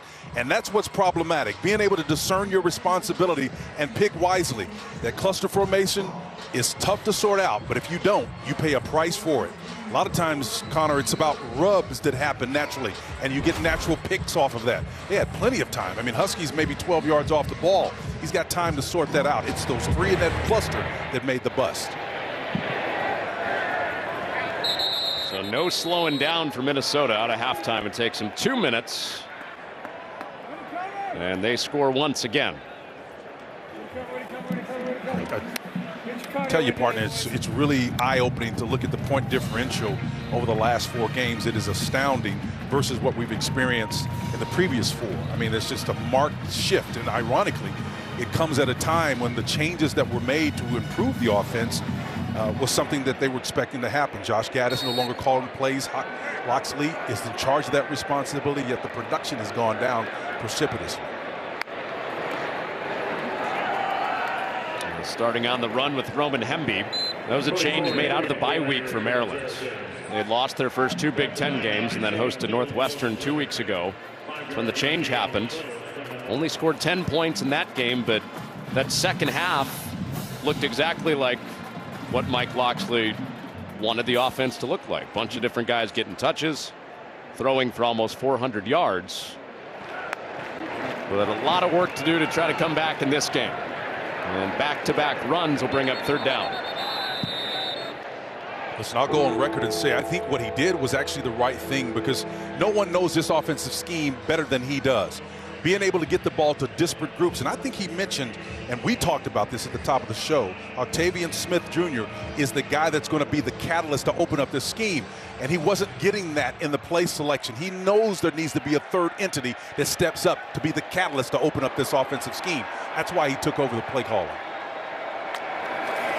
On 3rd down, Edwards. Pressure from behind. Got it away, and there is Octavian Smith.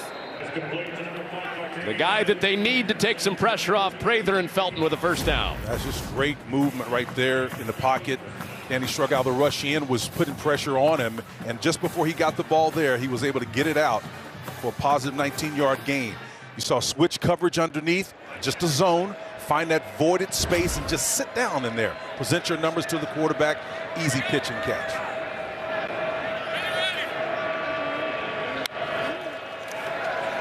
So after Smith moved the chains, they go right back to him with another 1st down. Deep into Minnesota territory across the 25. Well, who is that guy right there? That's one we've been talking about, right? Can you get the ball to your playmakers? That's 26 yards worth of positive action right there by Octavian Smith, the slot receiver. I'm telling you, that's the catalyst. At some point in time, the numbers dictate you've got to declare what you're going to do. Are you going to banjo him? That is, put one person on, play him on either side. And if you do that, now you got instant one-on-one coverage on the perimeter. And DeJuan Williams checks in at running back after the 1st down. Fake to him, out to Felton, and that is blown up. Jack Henderson smothers the screen to Ty Felton. Felton's got to do a better job of just really understanding that was Dylan Wade that was out there blocking for him. A better job of coming underneath that and snuffing it out. I know the pass probably took him where he felt like he had to go outside, but his eyes need to be trained upfield and be able to read that like a running back would. Cut underneath it. We weren't sure. Minnesota wasn't sure how much Henderson would be in there today against this pass-heavy look for Maryland. Usually they use McMillan in those spots, that position. Underneath to Williams. And Lindenberg brings up third down, driving the feet on Williams.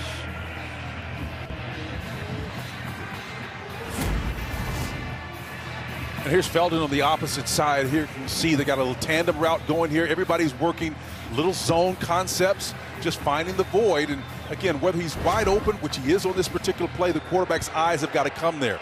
But when you have these single and dual read routes, you're not going to work all the way back to the other side. It takes too long. Felton down to the bottom side on third down. Nice. Edwards looking at him, goes underneath instead, and that is way short of the sticks. It's just a 3-yard gain and 4th down and 8. It's just brilliant defensive coverage and scheme. Right now, what you're seeing is just a clinic. You know, understanding where you are on the field is so important to have great success against a team that's got the potential, athletically, to really gas you.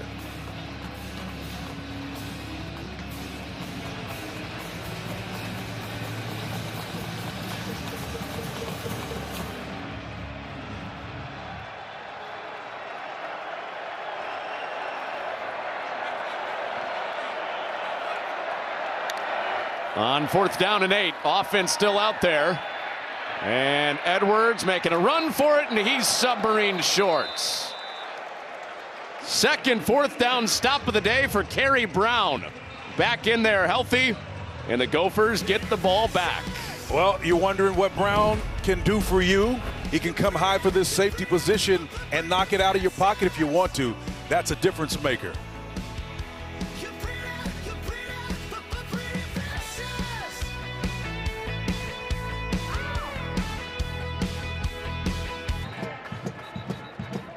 Gophers getting the ball back in the lead. Let's go to Mike Hill real quick for an all-state game break. Hey, number 5, Texas trying to rebound after that loss to Georgia, playing a tough and ranked Vandy team. Quinn Ewers balling, though, his second TD strike to DeAndre Moore Jr., making it 21-7 Horns. Ewers 211 yards and 3 TDs passing so far. It's 21-10 Texas at the break. Connor and Spencer. So, Mike, he's quieting some quarterback controversy down there in Texas. Yes, he is. That's subtle, but you picked that up, and certainly Vanderbilt has signaled already once this year what they're capable of, and trying to double up on that. If the schedule came out, that was kind of looked at as a get-right game for Texas. Coming off the big game against Georgia. Not a gimme. Back to work for Spencer and Brosmer. Just like that last drive ended, it's in the hands of Spencer for a first down. Spencer climbing the ladder on that one again, showing you his athleticism. You know, we focus so much on this 19-yard gain here of the athletic ability of the opposition today. But listen, they've got talent on this side of the ball as well. The Gophers have got some athletes. It's just their culture and who they are to run the ball first. Well, that's why you see 41 up on the board, and there were some fans at halftime. We got some shots of them like, what is this, 41-10? Shootout type offense for Minnesota. It's going to serve them well in this new configured league. Darius Taylor ahead. Well, this was a big one to try to get really both ways with what's ahead. Because Minnesota, if they hold on and win this game, they're a win away from bowl eligibility. But no gimmies coming up in November for them. That's right. And again, I think Maryland probably was in the best situation to gain the most from a potential win, and it's not going the way right now. And it doesn't bode well when you look at what they have remaining on the schedule. With Oregon and company, it's going to be a tough sledding from here on out.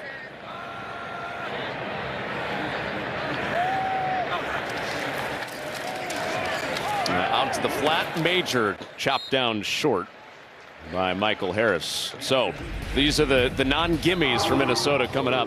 Illinois, they're a top 20 team right now. They're in Eugene today. Rutgers has a 4-4 record, and then you got third-ranked Penn State still undefeated in the rivalry game. Always a toss-up no matter the records. Wisconsin's playing well right now. The one you can probably say, and if I'm being pessimistic and not obviously from a fan perspective or anything, Penn State is the one you can't guarantee, but the other three I think are winnable. On third down, Brosmer back to Jackson, but incomplete. Minnesota fans are looking at that Illinois game thinking, we got to give Brett Bielema eventually, right? Isn't that the truth? The head coach for the Illini, the former head coach of the Badgers, 10-0 against Minnesota. Oh, I can tell you, though, being able, you mentioned the 41 spot on the board, being able to score points in this newly rejiggered conference is important. With the emergence of the additions of USC and UCLA, that makes a difference, man. You've got to be able to score points. It may not have manifested itself so much this year, but just being able to move out of that area of being smash mouth 14-17 wins, that's not going to do it moving forward. Ty Felton back to receive this punt, and the fair catch near the 10. The punter from down under, Mark Crawford.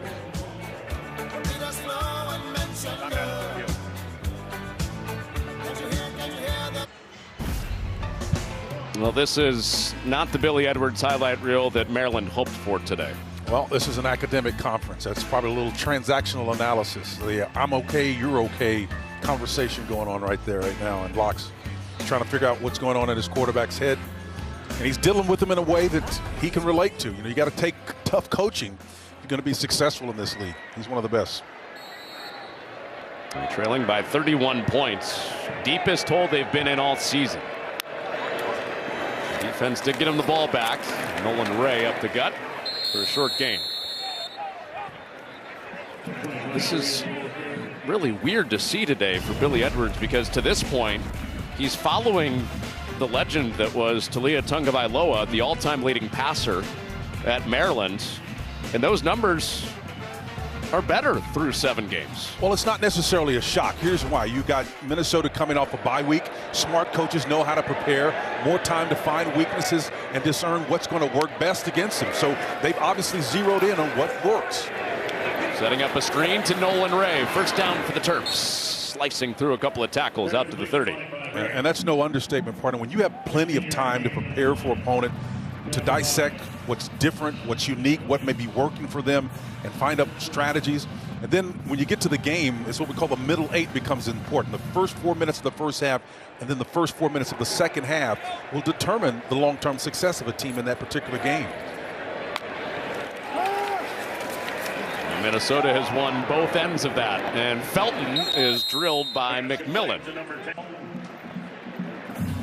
Deontay just with a textbook tackle there over on the long side of the field, just showing you exactly what a form tackle is all about with the head up. I think he got nicked up a little bit on that. He kind of gingerly walks off the sideline here.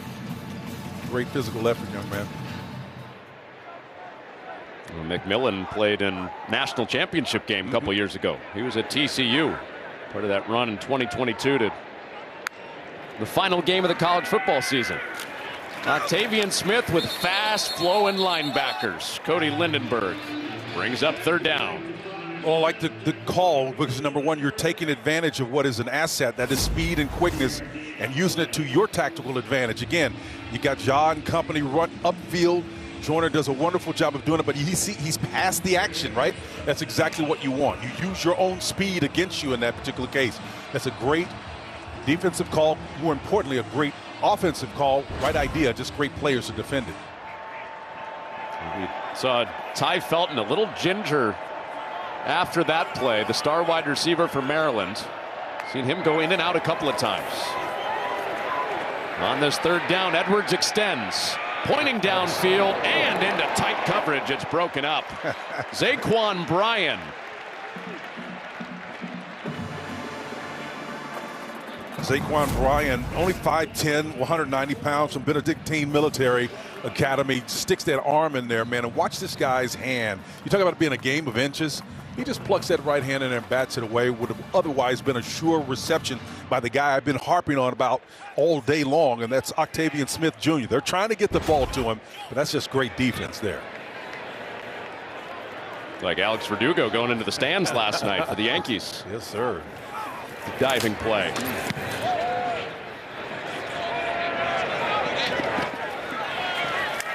Corey Parrish on the return with a little stutter, and a flag comes out right behind.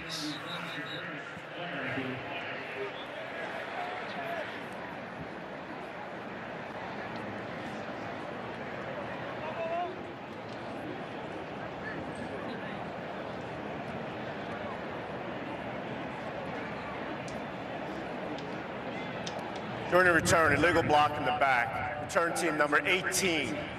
The foul being forced from the spot of the foul. First down. When we were getting up at the hotel this morning, you could hear the floats going by on homecoming. 110 years of homecoming being celebrated at Minnesota this weekend. It's a good showing from PJ Fleck and the guys. And the homecoming queen. So cute.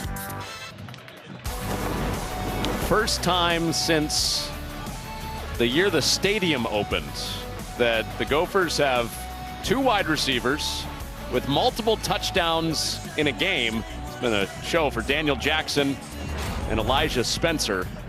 That game against Michigan State 2009 right here at Huntington Bank Stadium. That day it was Adam Weber throwing those touchdowns, the all-time leading passer at Minnesota, against longtime Minnesotan Kirk Cousins. Very nice. From Michigan Very State. Nice. Well, I believe it was NC State great Torrey Holt that coined the phrase big plays, big days. And homecomings, big plays, big days that match. We're doing it the way it's supposed to be done. Don't you just get the sense of if Max Brosmer had more than 1 year of eligibility here, he might challenge some of those Tanner Morgan, Adam Weber records? No question. I mean, they know what works here, but you're absolutely right. And I think he's got enough weapons to do it. But boy, I hate to fiddle with what works. Mm-hmm.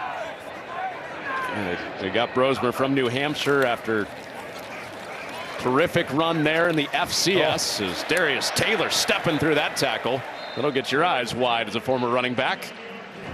First down for Taylor. Well, Max Brosmer, he wants to go to the NFL. But if he doesn't go to the NFL, he wants to go into medicine. He'll go to medical school, and orthopedic medicine is the area that he would be focused on. Biomedical engineering, I think, is his degree track. He ought to look me up, man. I'm going to be looking him up, man. He's great talent. I spend my days working with Methodist Hospital. We've got about 35,000. Okay. He could serve us well. Is that a job offer? Hey, I'm just saying. I know talent when I see it. I think you're going job offer live on TV before he's even graduated. We asked Greg Harbaugh, the offensive coordinator for Minnesota yesterday, would you trust Max Brosmer as your doctor? He said, oh, no doubt. No doubt. Right now. Because he's so curious. I mean, the guy's incredible. I mean, he's always wanting to know, and that's the mantra of any doctor, right? Is practicing medicine. That's kind of what they do. They practice it, and that makes some people scary. But you want somebody that doesn't know all the answers. They stay inquisitive, always asking, always probing, trying to find out. You walk into that boardroom, you see that sign up that says Kaizen, right? Never-ending improvement. That's what it's all about. This guy's the personification of that. On 2nd and 11, underneath Nick Callerup, and he takes the secondary for a ride out near a first down. And that's what I'm used to seeing, man. It's just an 11-yard game, but these big tight ends are the ones that make this engine work, at least historically. For those of you long hairs have been around here a long time that understand this conference, tight ends and this institution go hand in hand.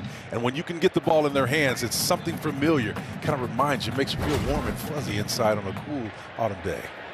Not if you're a DB. Yeah, when you see that poundage coming at you, that's kind of tough to handle. But if you're a partisan crowd, man, that's what it's all about. That's Minnesota football. Minnesota tight ends make you feel like a Snuggie. That's right. That's what I'm hearing. There's Major off a tackle, off another, and out near midfield. You know, going back a ways, you've got the history for Minnesota at tight end, but also Brevin Spann-Ford, the guy that they just had go to the NFL, was making a name, started on Sunday Night Football for the Cowboys a few weeks ago. Absolutely, and the reason these guys are making their names felt and heard, presence felt at that next level is because of the culture that's here, right? They know that they're teaching them the correct things, the coaching here, the infrastructure's in place, and all they're doing is they're like conduits, right? It's a pathway to something more. Infrastructure is in place, and the will is there. Outstanding. On our way out here, Nick Callerup or Corey Heatherman, the defensive coordinator, better beard? Who wins? I think he's got him, man. You don't never need help from nobody else. All you got to do now, express yourself.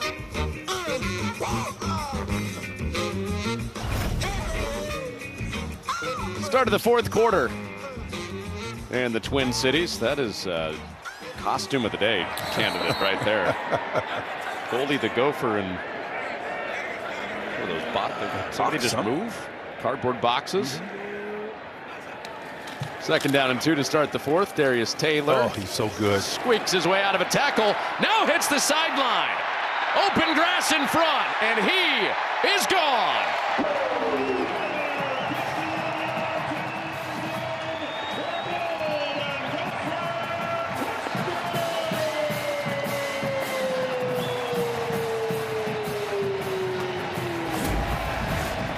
Connor, he is so good. You're going to watch several opportunities here where he changes gears. He reads, reacts, protects the ball, both arms, and then highs and tight, carries it up like Tiki Barber, old school, and then the little flipper on the back end of it. This guy right here is so unique, man. A concentration of, or a cluster of athletic ability, size, speed, all of that, and the ability to make quality decisions when in traffic. That guy right there has got a high engagement level. He's going to be productive for a long time, no matter what he does. 51-yard hit. Darius Taylor. He had to get in on it. Those receivers were doing a lot of the work all afternoon long. Star running back of the house, Darius Taylor. And next week, big noon Saturday. It's 4th-ranked Ohio State, 3rd-ranked Penn State, one of the games of the year nationally. And, of course, in the Big Ten. Live from Happy Valley, starting at 10 a.m. Eastern Time, followed by Ohio State, Penn State at noon, only on Fox. I think the addition of Andy Kotelnicki as offensive coordinator for Penn State has been a game changer for them and has opened Coach Franklin's eyes to a couple of things. It's hard enough to drum. What about when you got an apple in your mouth? Looked like my guy Ian Robertson on the sticks with the gazebo effect. Very nice.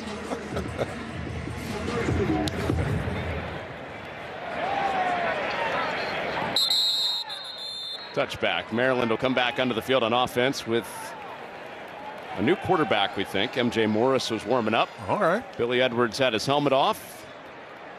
So the transfer from NC State, who just lost out in the quarterback battle in fall camp against Billy Edwards, comes out to run the rest of the game most likely. I think he's had a 4th quarter touchdown against Villanova. Hadn't seen a lot of them. His sample size is relatively small, but he's got athletic ability. And Edwards has had a long day, so they're going to spell him. Let the young kid come in and see what he can do. Going to face pressure right off the top. And Cody Lindenberg was seeking a sack and said it's Ty Felton for a first down.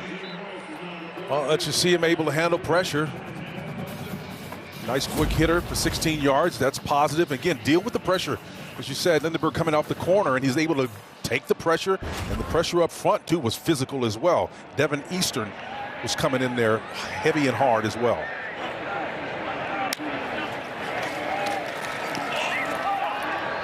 Morris, back-to-back completions, both to Felton, both for first downs. And it was inconsequential on that play, but they had an inside game. I'm talking about the defensive line twisted up front. That could have caused some problems if you're a quarterback. Maybe you get a little bit antsy because it doesn't look that the offensive line is picking those stunts up. But he did a wonderful job of ignoring that and making a nice throw and catch as well.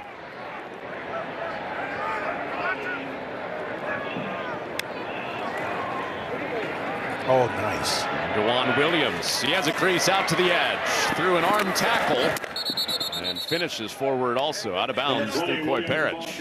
Yeah, when you start moving those defensive linemen in there in the interior, and you start doing this kind of stuff, you vacate spaces, right? And that little hole naturally opens up because you're running what we call inside games and deals. Connor, they'll make deals with each other. Those linemen will say, okay, I'll take your responsibility if you take mine. But we can't make it obvious. Let's confuse them. So we'll twist at the line of scrimmage. It's called gaming and dealing. And it works, but when it doesn't, you get gashed. Waiting for a Jim Carrey reference, not Drew Carey reference. Let's make a deal. There's Caden Prather, and he's close to the first down. They'll give it to him. I was watching Wayne Brady last night. He's the new version of that, right? Let's make a deal, or is that another show? I think it's the same. You were inspired by the reality TV I was watching between our meetings, huh? Ah, very nice. I love that. Love it. Well, good start for MJ Morris here. All 3 of his completions have gone for first downs. And he's handing off to DeJuan Williams. This is 2 interesting things personnel-wise for Maryland here. Morris is the backup to Billy Edwards, but they're without a third stringer now. Cam Edge, who was part of a 3-man quarterback competition in camp, transferred out this week. So that room's a little bit shorter now. Colby McDonald, another running back for the Terps, out for the year. And if you're Cam, you're saying maybe you're one step away from being in that mix, but it's the era that we're in, Connor, right? Guys don't see a clear pathway for them to be starters. They're hightailing it, looking for opportunity.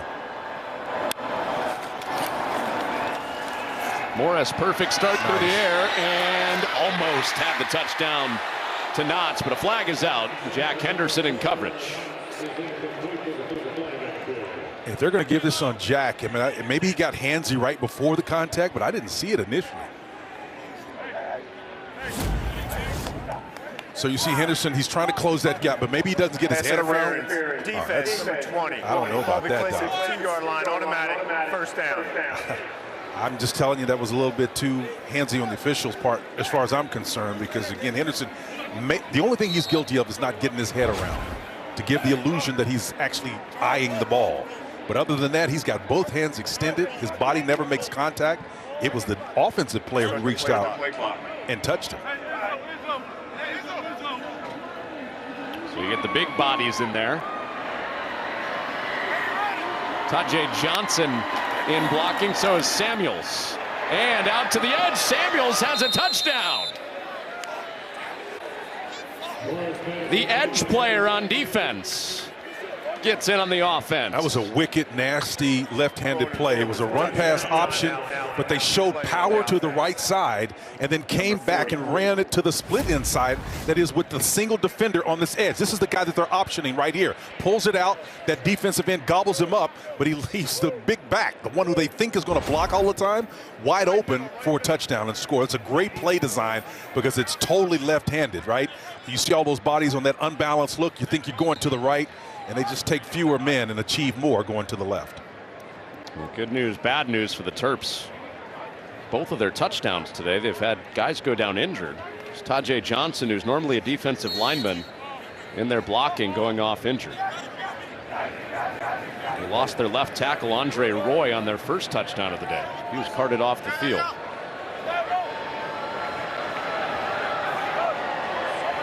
Morris stays out there to go for 2. And his receiver fell down. Prather tangled up with Wally. Well, remember, way back in the first half, DJ Samuels had a couple of tackles for a loss.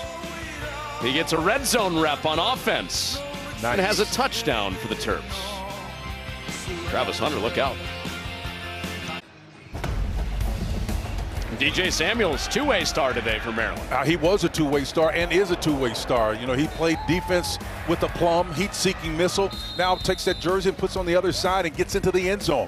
Offensive-minded, defensive-minded. Solution, man. Allen Iverson was the answer. DJ Samuels is the solution. They just gave him a new nickname. How about that? The solution. MJ Morris sharp coming in backup duty today. Yeah, and I think the play selection helped him a great deal, Connor. He comes in and gives him some very easy help with the run game and then some very makeable throws to make, and then some good decision making by the runners. They judiciously moved the ball down the field and got in, scored unscathed. I think it was impressive. At the start of the year, Josh Gaddis, offensive coordinator, Mike Locksley, head coach, said that, you know, we want some packaged plays for MJ Morris. Then Billy Edwards played so well that couldn't really take him off the field. So that went away pretty early. But Moore has shown that he can sling it too. How many outfit changes does Oldie have today? I'm telling you, that was Hollywood worthy, or at least maybe even Broadway worthy. How many changes of uniform? He has starred in Dune today. That's right. Riding the Worm. And now he's starring in NSYNC. Wow.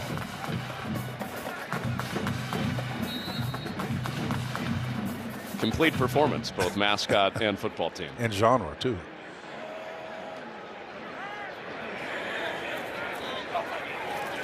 Well, Brosmer, the starting quarterback, still in there with a lot of the starters around him, including Spencer, who has popped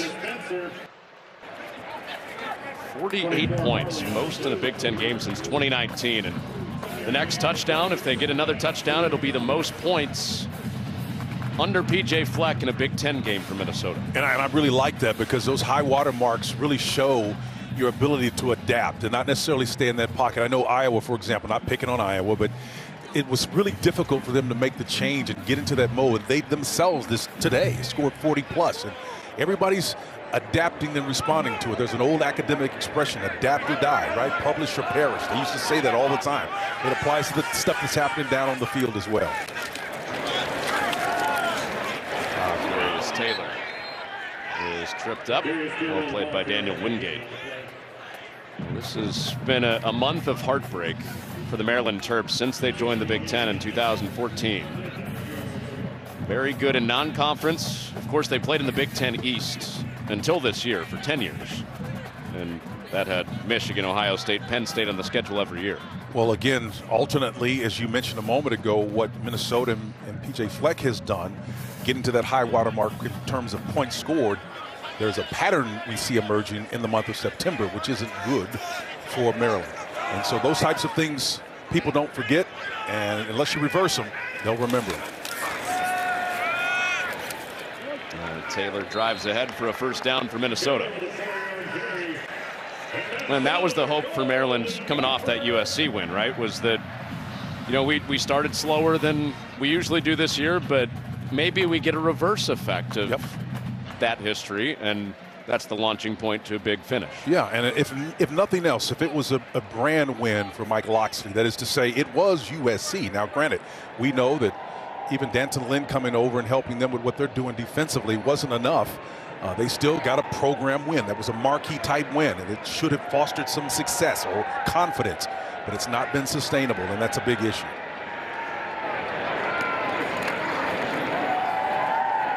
Taylor has nowhere to go.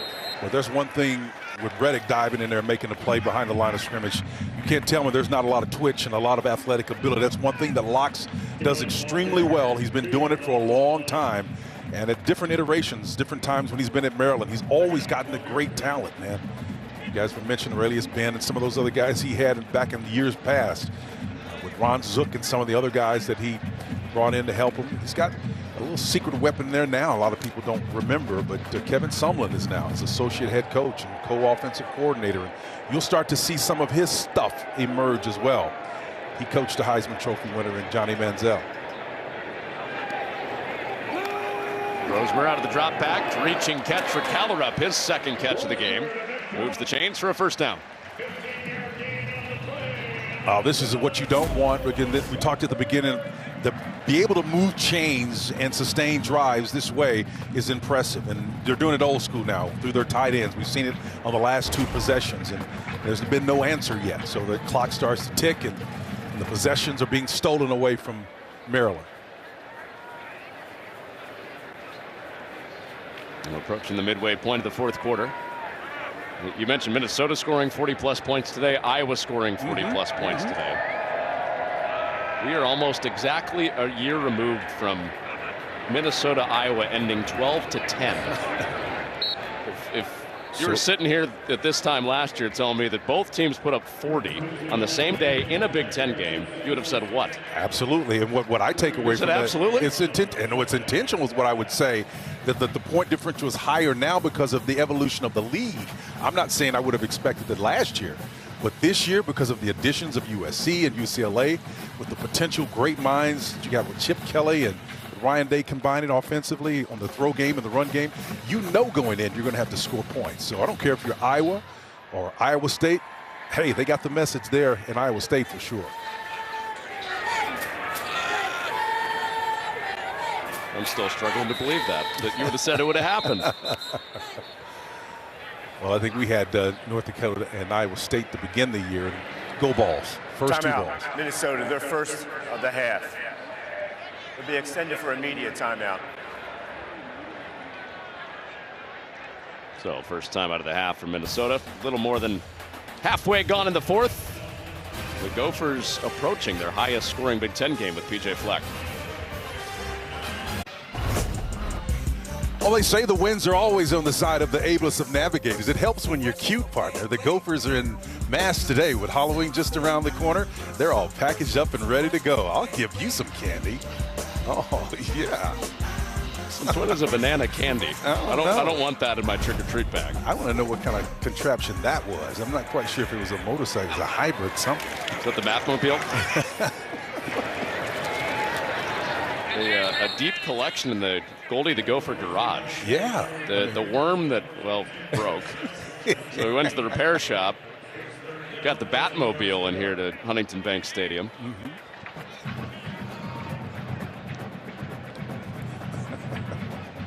All-time performance by Goldie. Well, Minnesota on their way to a third straight win. They were right there with Michigan. That's one you look at. Of course, it came down to the onside kick that was ruled offside. Could easily be 4 wins in a row. It really could. And again, with Michigan not being where it was, which is understandable coming off a national championship and losing so much, including your head coach, you know that they were going to be down a little bit, but those program wins are still significant for yours. And boy, I wish they had that one back again.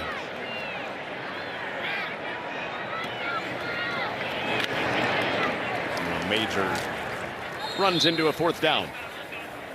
It's weird seeing another guy wear number 24 at Minnesota. Mo Ibrahim is the all-time leading rusher here. He's back helping out the team. Yeah, he's on the staff now. I mean, he does a great job with that. And again, I know he had an injury late in his career, but boy, I tell you, very few ran as effectively as he did during his era and his stretch here. He did a wonderful job for this program, and to have him back on the staff and listen to PJ talk about that, it's pretty impressive, man.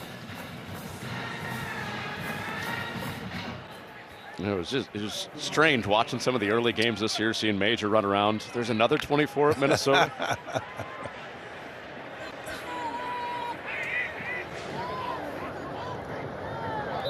Ibrahim broke Daryl Thompson's rushing record here.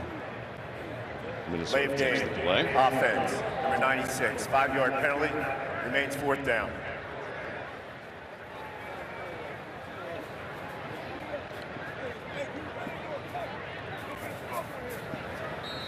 Well, Minnesota will be 1 win away from bowl eligibility with Illinois, Penn State, their 2 ranked games left. Wisconsin hoping that they can creep into the top 25. They play Penn State tonight in Madison. They're left on the schedule in the border battle game. It'll be in Madison this year. So I have a question for you if this is of no consequence, partner, here on this play. What do you got? If I'd have said to you who was in the best position to take advantage of the expanded playoff context that we're going to have, and it included Minnesota, would you have said that? Or would have been more likely to be like an Iowa or a Wisconsin? I think a lot of those Big Ten West teams are right there, of the former Big Ten West, are right there in that conversation. I'm going to say yes, I would have considered it because you said you would have seen 40 points coming from both Iowa and Minnesota a year ago. Touche. So yes, of course I had the foresight to see that coming.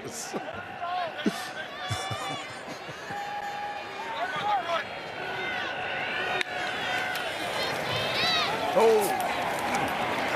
McMillan was shooting in there, wasn't he? Wasn't he? Man, he came in there like a heat-seeking missile, man. That was an ICBM coming in there, intercontinental ballistic missile, man. He was intentional. It just goes to show, man, these guys are not giving up. They're competing at the high level, playing the game the way it's meant to be played. Rowing that boat, baby. You're absolutely right. Sky, you ma.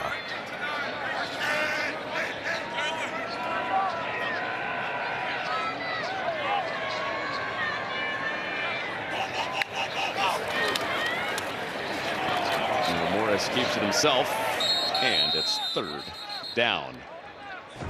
This time last week, they were flooding the fields at College Park. Tale of 2 weeks, though, on the downturn this week for Maryland. Yep, you know, they say the greatest ability, Connor, is dependability, right? If you're a fan, if you are not, or foe, you want to be able to depend on what your team that you're rooting for is able to do. That quarterback right there, part of that transition in terms of having the highs and the lows. No one has experienced the lows greater than he has today.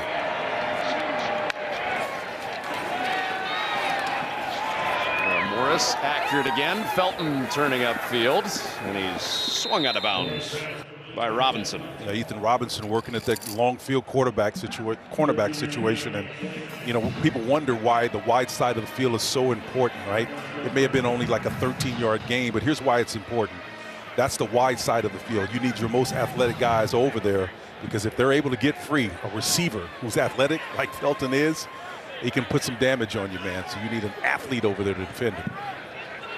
There's nobody even close on the Big Ten receiving leaderboard to Felton. Oh. This is for Knotts. He's behind Robinson and hauls it in. MJ Morris is now 6 of 6 through the air. That's his biggest hitter of the day on his second drive. And the pattern is they're going after number 2 again, second play in a row. Watch him track this ball right here, right? Number 4 is eyeing that ball. You know, the only thing I would say is you got to pluck that thing out with your hands, but he brings it in and makes a nice open field catch. Aiden Gooseby is down on defense for Minnesota. After the 49-yard play to Shalik Knotts. Well, last night, all the stars aligning for Freddie Freeman. Moment of his life, pulling his best. Kirk Gibson on the walk-off grand slam. Game 2 tonight. It's on Fox, coverage beginning at 7 Eastern time. And the probable pitchers, Carlos Rodon against Yamamoto. Oh, that's pretty strong right there.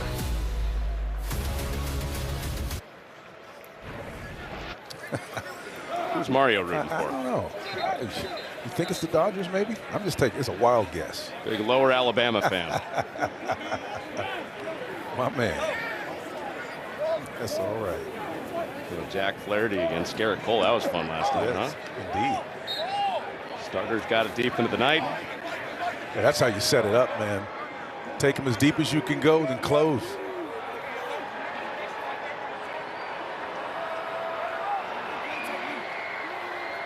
Morris just hit Shalik Knotts for 49 yards. Nice. Back to the end zone for Felton, who has it wrestled away by Wally.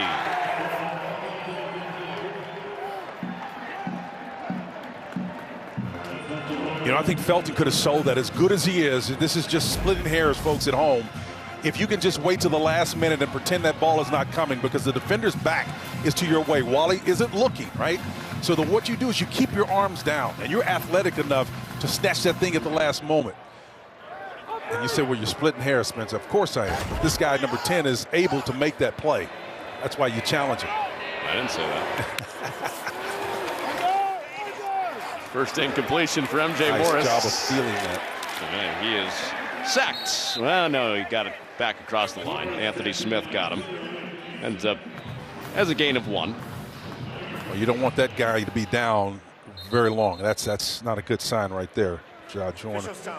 Injured player, defense, number 17. He's the lifeblood. Josh Joyner been on that edge, rushing from that left defensive inside, and he's a big cog in this defensive unit.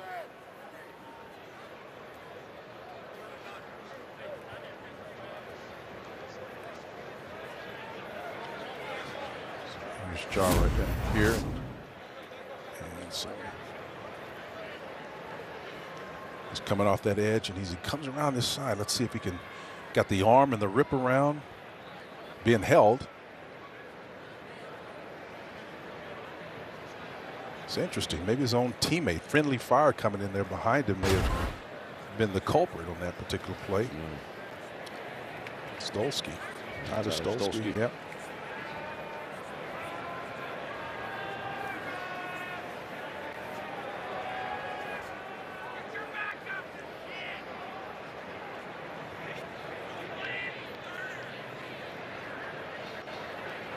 Tough final month coming for Mike Locksley and Maryland. So that's why this game was so important, Connor. As I said, it could have been an inflection point. And however good these teams and the trajectory they're on was, you knew if you lost, you were going to be a 500 ball club. You're average. Despite how high you came into this, whether it's a 3-game win streak or you just upset USC, you're going to be viewed as average if you lose this game. Hope is to get to a 4th straight bowl game, which is still at play. But they'll head into that brutal 4-game stretch in the final month. It's a gauntlet. 2 wins. Timeout, Minnesota. Their second of the half. It'll be a 30-second charge timeout. So timeout, Minnesota. Yeah, Maryland hasn't gone to 4 straight bowl games since the early 80s when Frank Reich and Boomer Esiason were the quarterbacks. Man. And that's what's on the line for them over the final month, but they need 2 wins against Oregon, Rutgers, Iowa, and Penn State. They got to go at least 500. Well, for Minnesota, they'll be 1 game away from guaranteeing the postseason. On the shoulders of our Old Trapper player of the game, Max Brosmer. Old Trapper, what's your beef? That was an excellent job of finding the receivers when he needed them. Spencer Elijah did a wonderful job of getting open in the end zone and then just having the patience and presence of mind in the pocket to find your tight ends, allowing them to high point the ball and use their asset Jackson on the perimeter. We saw him twice do some wonderful things on the edge. Nice job of spreading the ball around to everybody.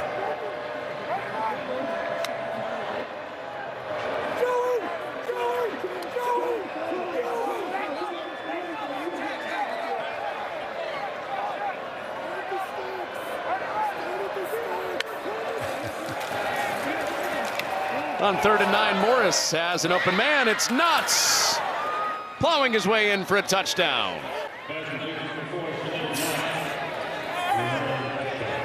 Somebody 1-yard tutty. Somebody was hiding on the sideline saying, stay at the sticks, and at the last minute, they bailed out the Gophers into a kind of a prevent 3-cross type look. And they had enough men back there, but they were so far off the ball before Knotts got it. The momentum alone would have gotten them into the end zone.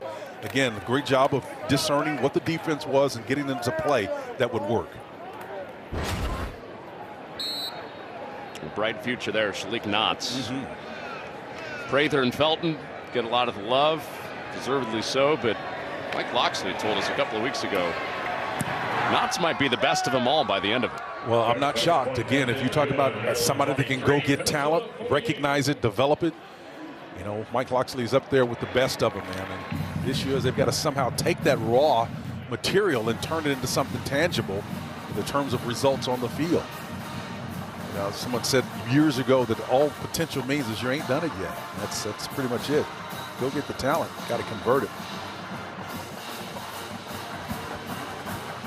Most notable catch of the year for Knotts. The most notable catch before that was he had what they've called the butt catch at Indiana a few weeks ago. He got one cheek in, and that was good enough for a diving catch backwards against the Hoosiers. The best part about it, the color commentator during that game, who was it? Was Jake Butt. Get out of here! Really? He made the butt catch with Jake Butt on the call. It's a game of inches. And in that case, cheek. Oh, tongue firmly in.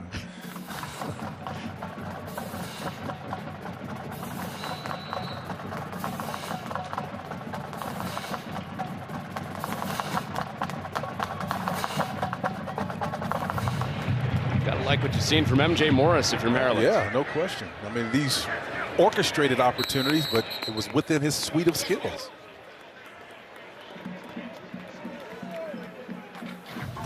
Live in color. You want to go back a little bit? Let's do it. Let's moonwalk, my friend.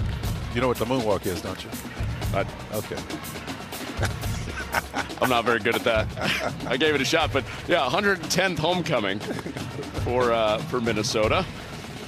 Goldie's always been able to transform. Float for him there. I saw the float, man. That was pretty good. Yeah, that was a sad attempt at a moonwalk. Sorry. It's all right. It's pretty good. Don't be so hard on yourself, man. Moonwalk came out before you were born. Your old friend Tim Brando taught me how to jump around before working with you for the first time. Oh, my gosh. The tag.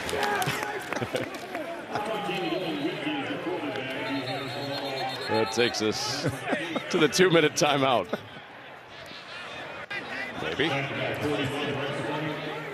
And there it goes. Much needed for the two of us, apparently. We'll step out for a minute. All Gophers today on their way to their 3rd straight win in Minneapolis.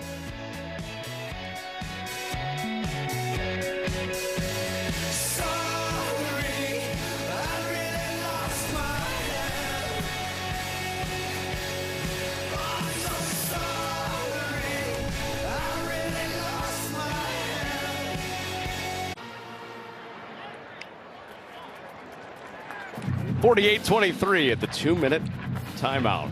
Connor Onion, Spencer Tillman, our entire Fox crew with you on Minnesota's homecoming, where they are flirting with a 50-piece. Dylan Whitkey into the game at quarterback for Max Brosmer. And Bangura, the Ohio transfer. Connor, back in the day at Oklahoma, Barry Switzer used to call it hanging half 100 on him, man. Brian Bosworth would be back there in the stadium with his little dog Raider, little Doberman Pinscher. We'd be chilling out.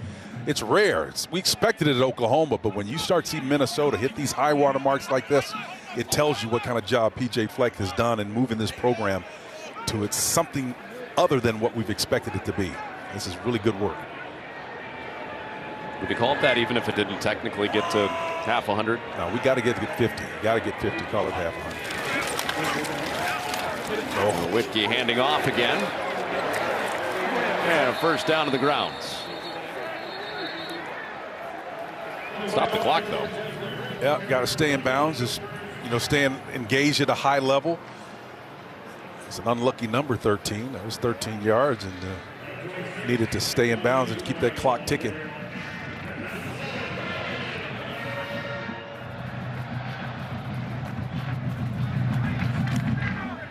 Brosmer's day ends with 320 yards. How about that? Career high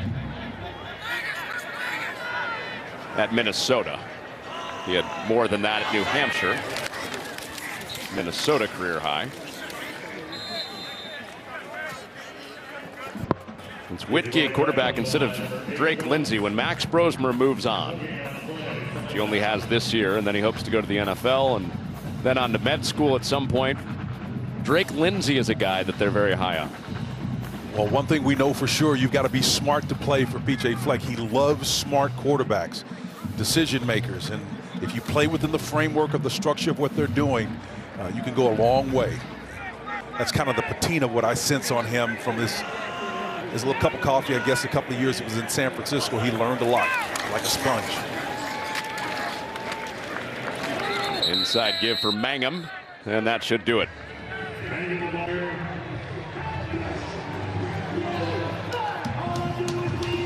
No drop off after the bye week for P.J. Fleck in Minnesota. They win and row their way to a 3rd straight win and one win away from bowl eligibility. Well, that wasn't the light that they saw at the other end. Another ship. That was a lighthouse. This landmass was not moving today in Minnesota. It's a pleasure, my friend. Mine, brother. You're great. That's Spencer Tillman, Connor Onion, our entire crew, led by Max Leinwand and Derek Manning back in Los Angeles.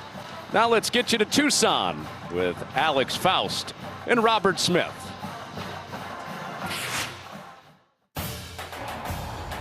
All right, it's a hot one here in the desert. And